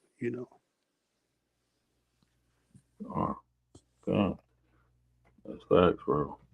Like, we gotta, man, we gotta take heed, man. We gotta take heed. Like, I get it. Like, and that just doesn't come from losing the debate or feeling like you behind a debate or you don't like somebody's information that they bring in on the debate. It's exactly what he stated. It's exactly what he feels and he believes. He hates the book. He hates the scripture. He hates the Most High. He hates that. Like, to me, man, like, you know what I'm saying? Like, to me, that's suicide. To me, that's suicide. You see what I'm saying? Like, so, like, as much as I hate to see that, what I'm saying is in the like, none of us are perfect. We all fail. We all come short. You see what I'm saying? But at the end of the day, like, at the end of the day, man, you have to, for Chris Harris, he knows better. That's what I want. That's what I'm saying. You know better, bro. You know better. You know better. You took an Whatever L, it but is that got you out and of off. the scripture, yeah, whatever it is that got you out of the scripture and got you away from the Most High, whatever that is, bro, man, you gotta release that thing, bro, because that thing gonna drag you under, bro. You gotta release that. Shalom, man. It was definitely good speaking with you brothers and building and Chris, you ran. You got sucked that up, pal. And you need to get yourself right, man. With the Most High. With that, let's say Shalom Alaikum. Y'all brothers have a good night. Judah, you have a good afternoon. You too, brother. Hey, Shalom, brother Akim. Hey, Sakina was over here, Yahoo, but you wasn't here that night, the other night. Oh yeah. Oh yeah, she came looking for the young player. Nah. All right, man. Let me get up off here though, man. Shalom. Shalom, brother. Shalom, Yabu. Hey, brother, she'll come back over here, brother. You know. She was looking for you. I was like, my brother Yahoo, man, he want to talk to you. She was like, all right. Oh, that's you know what I mean? what's So Yahoo is savage. I'm a true Ohio player, brother. Well, yeah. All right, shalom. All right, shalom, brother. Dub, shalom is a word, brother. When you look at the Torah, it's SHLWM, and no, the W don't make an O sound. Okay, I mean, bro, stop. It is, bro. We know the Torah. We know the language. Some of us speak quote unquote Hebrew or Yahweh Yath. Some of us speak Arabic. Some of us speak Aramaic. Some of us know even Coptic Egyptian, brother. Like, you know what I mean? Some of us speak Ge'ez, the Ethiopic. So that's all we're nerds over here, sir. That's what we do. Nerd out. Shalom, brother Prada. No, it's not shalom, brother. I mean, that's modern Hebrew. You know what I mean? If you want to speak modern Hebrew, it's just fine. That's cool. You know, whatever. Some people speak modern Hebrew. Some of us speak Yahweh Dayath. I can speak modern Hebrew as well. But when I'm talking to the brothers, I speak Yahweh Dayath. If I'm around Jewish people, I speak modern Hebrew. So they understand that I understand what they're saying. So all right, well, there's nothing wrong being nerds, man. You know what I mean? Being a nerd is where it's at. You know what I mean? Usually nerds stay out of jail. You know what I mean? But yeah, man. Yeah, I'm not gonna hold you guys. But I just want to say, shout out to Jason X.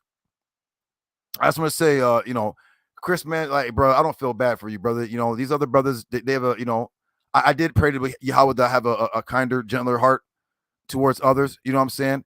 But you challenged the Most High, and you know what I mean. And not only just that, you're leading other people. Michael Brown is not an Israelite, so Michael Brown is not. He's not an Afro-Asiatic. He is a European. When you look on the walls and of the ancient Shemites, whatever, they don't look like Michael Brown. They look like us. So, you know, right? Michael Brown's not an Israelite. He's Jewish.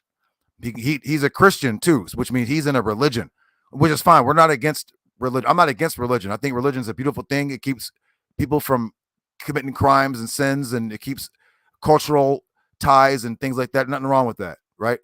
But he's in a religion based upon, you know, it's not based upon the Torah, because there ain't no such thing as Judaism in the Torah. But anyway, yeah, Chris. Yeah, I mean, hope you learned your lesson. I know you didn't. But you claim skin color. I don't get it. Brother, we're all shades of brown, man. The Most High created all people. That's why the Torah says it doesn't matter whether you're Israelite or Gentile. If the Gentile cleaves to Yahweh, keeps the commandments, you know what I mean, then he'll be saved. But you can't go off into another religion and think it's going to replace what Yahweh established forever. Yahweh established the children of Israel and the Torah. He didn't say, oh, well, I'm going to get rid of that and I'm going to bring in Europeans and Christianity. That's not in there, right? And because at the end, in the kingdom of Yahweh, it says the Torah will come forth from Jerusalem and the temple. It didn't say nothing about the Christian church and Paul's letters. It didn't say that. That's only for a temporary thing that y'all are into now, right? So, you know, as it says, strange that the Torah is prophesied in the Tanakh to be taught in the future, yet it's supposedly abolished. Churchian logic, yeah. They think that Paul comes in and like supersedes the Most High. No, man, Paul was just some dude. He wasn't even a disciple of Jesus. He was some dude who came in with a doctrine.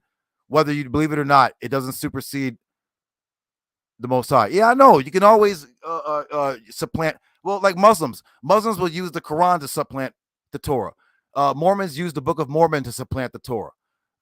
Everybody uses all their things to supplant the Torah, but the Most High didn't speak anything about any of these books. So, you know, he spoke about the Torah and prophets. So it's for the beginning and it's going to be at the end. All the other stuff is on nothing but temporary things for Gentiles, right? No, I don't believe what Paul says because Paul's not teaching. Some things he says are true, but his doctrine, no, I don't, because followed it because he does not believe in the Torah. Some people would disagree, but I know Paul's doctrines quite well, and I do lessons when I compare, contrast Paul's teachings with the Torah and prophets, and it's totally different. So if you want to follow a man, go ahead. I'm going to follow the Most High. It's got me doing good so far. I ain't about to stop and follow some man. Y'all can follow a man, not me. It's Most High says, "Cursed be man who trusts in flesh." So you can follow Paul if you want to. That's your soul, not mine. But anyway, rest in peace to Chris Airball Harris. Did your family fulfill Deuteronomy 21 for friend? Bro. What's my family? My family they think they're Gentiles. The Torah says the children of Israel will be forgotten by mankind. 31:21.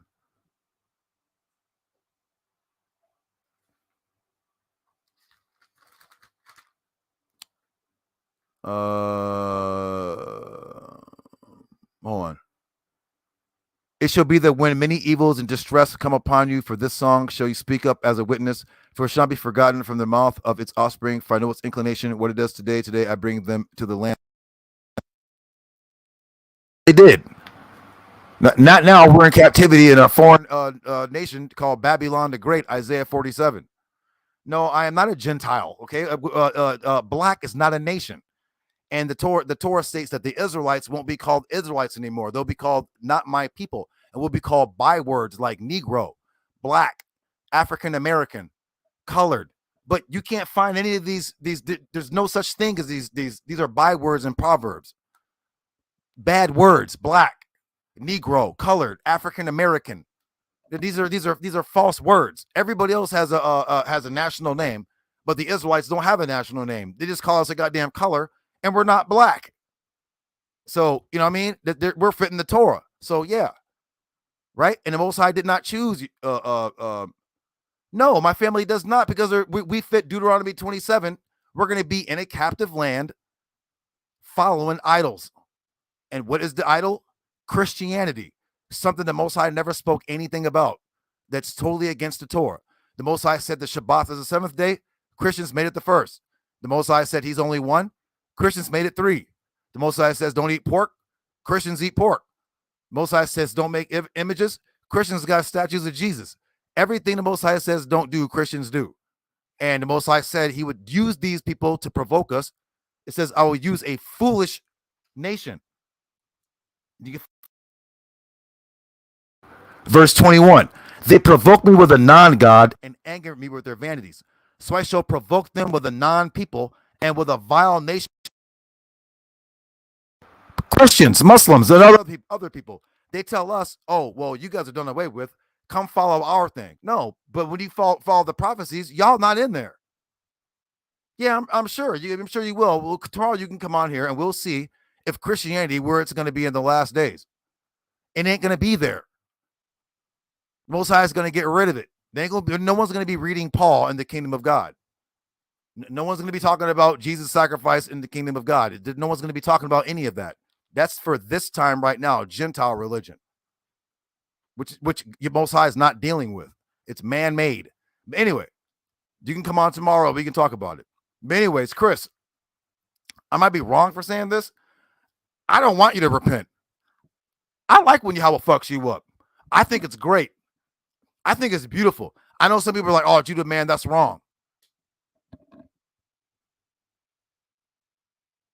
Bro, what does it say? Bro, that verse is talking about going into the land. We already went into the land. Now we got kicked out, and now we're in Babylon with a foreign people that put us in slavery and got us worshiping white Jesus and eating pork and killing ourselves and dying from diseases and getting oppressed and hanging from trees, all in the name of their God and their religion.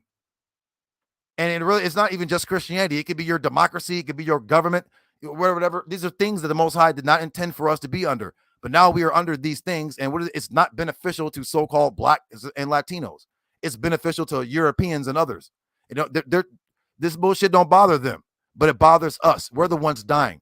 We make up 13% of the population, but the enemy has us in prisons. You think we wake up predisposed to crime? No, it's because we don't keep the Torah, and Most High is using a vile nation. And you know who that is? To what? To vex us, to provoke us to anger. Yeah, my family don't know they're Israel. Well, they do now, but they didn't know they're Israelites. It says in the last days, you'll come into remembrance of who you are. Now, these are the last days of Babylon, and now you see millions of Israelites waking up to who they are, and nobody can stop it. The only thing they can do is try to censor us like they do on YouTube and send out Christians to come and try to do whatever. Well, no one's talking about skin color because Israelites don't all look alike. We have Israelites that live in Europe. We have Israelites that live in Asia, Africa, America, spread throughout. No, it does say that. You don't study the Torah because you're so deep into Paul.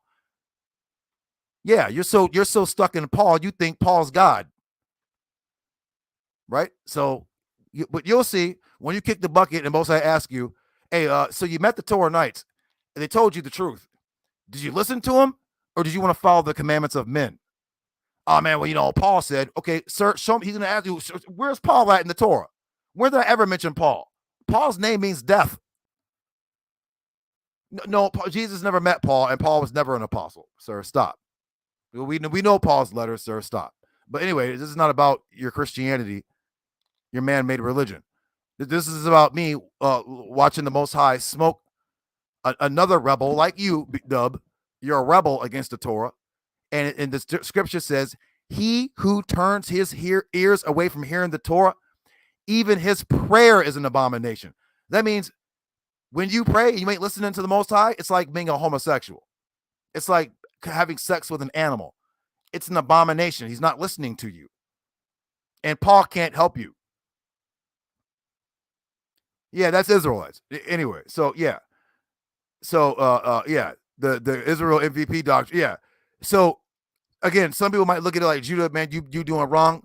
But Chris has done so much evil and spoke so much evil against the Most High and against his prophets that I don't think the Most High is getting, this is my opinion, maybe he is, but I don't think the Most High has jacked Chris up enough. The nigga still hasn't learned yet. He hasn't learned. He's like Pharaoh and Nebuchadnezzar. He's going to have to hit rock fucking bottom. And then, even then, if the Most High hates Chris, he'll put him even lower until he just kills him. Right? And then we'll be really smoking on a Chris MVP Harris pack. Chris is proud and arrogant. You know? He wants to eat the Most High's food. He wants to drink the Most High's water. He wants to breathe the Most High's air, but then he wants to talk shit. Well, that's why you lost to Israel Doctrine. One of the worst goddamn debaters on the planet. That's the Most High doing that. Oh, man, show me God. Okay, why you get your ass kicked by Israel Doctrine? How? That wouldn't happen to me, but it happened to you. Now, you want to see the Most High? He showed himself to you. You got your ass kicked by one of the worst debaters on the planet with one of the most strangest doctrines I've ever fucking heard.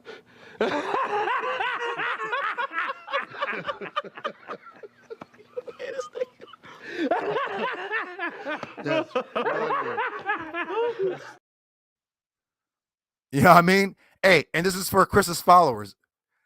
Hold that motherfucking L, losers. All praise and glory to the Most High Yhwh God. Shout out to Sister Nepal. Shout out to South Netta. Shout out to the Torah Knight. Shout out to Elder Yara, Yhwh. Shout out to Sister Ascent. Shout out to the whole, all the believers. We in here. It's only so time fake Africans, fake whatever they are, can pretend. It's over. Okay? Your reign on top was short like leprechauns, nigga. And with that, all praises to Yhwh God. All praises and glory to Yahweh. Allah Hayana.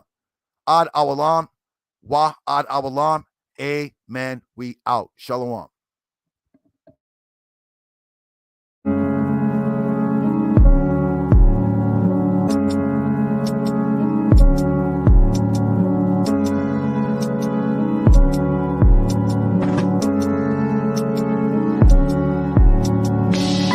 Can't play tricks on me. They act like I ain't still flowing. Dry like the whip stolen. Roof off and wind blowing. Shit in my past, I'm still coping. Can't lose grips, shoe soles, still 10 toes. The blueprint wrote on the road. Pour out my soul between lines. Long way from heat on the stove. The heat that go gold. Pressure, chest swole. Heart on my sleeves, I bleed what's in me. They envy the lead, not in my league. This leisure. Time passed, time lapsed, trying to recover where I left that. I left that. Picked it up while I left it. Passed to the present. Best thing to do is reflect and listen more. Feel when the spirit enter. Run through ink like printers. Paint vivid pictures on canvas like blood on city streets. That wash away when brain sees through the cracks. Too many niggas trapped like straight jackets. All gas, no brake pads.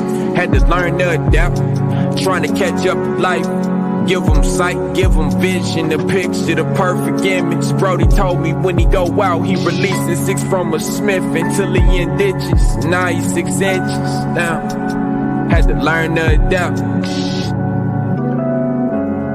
Had to learn to adapt. Trying to catch up to life. Give them sight, give them vision. The picture, a different image. Thankful I made it out them trenches, cause most didn't, still fell victim. This rain fall down on my face. They can't see the pain, but we struggle the same. This rain fall down on my face. They can't see the pain, but we struggle the same. Struggle the same. Struggle the same. This rain fall down on my face. Fall down on my face.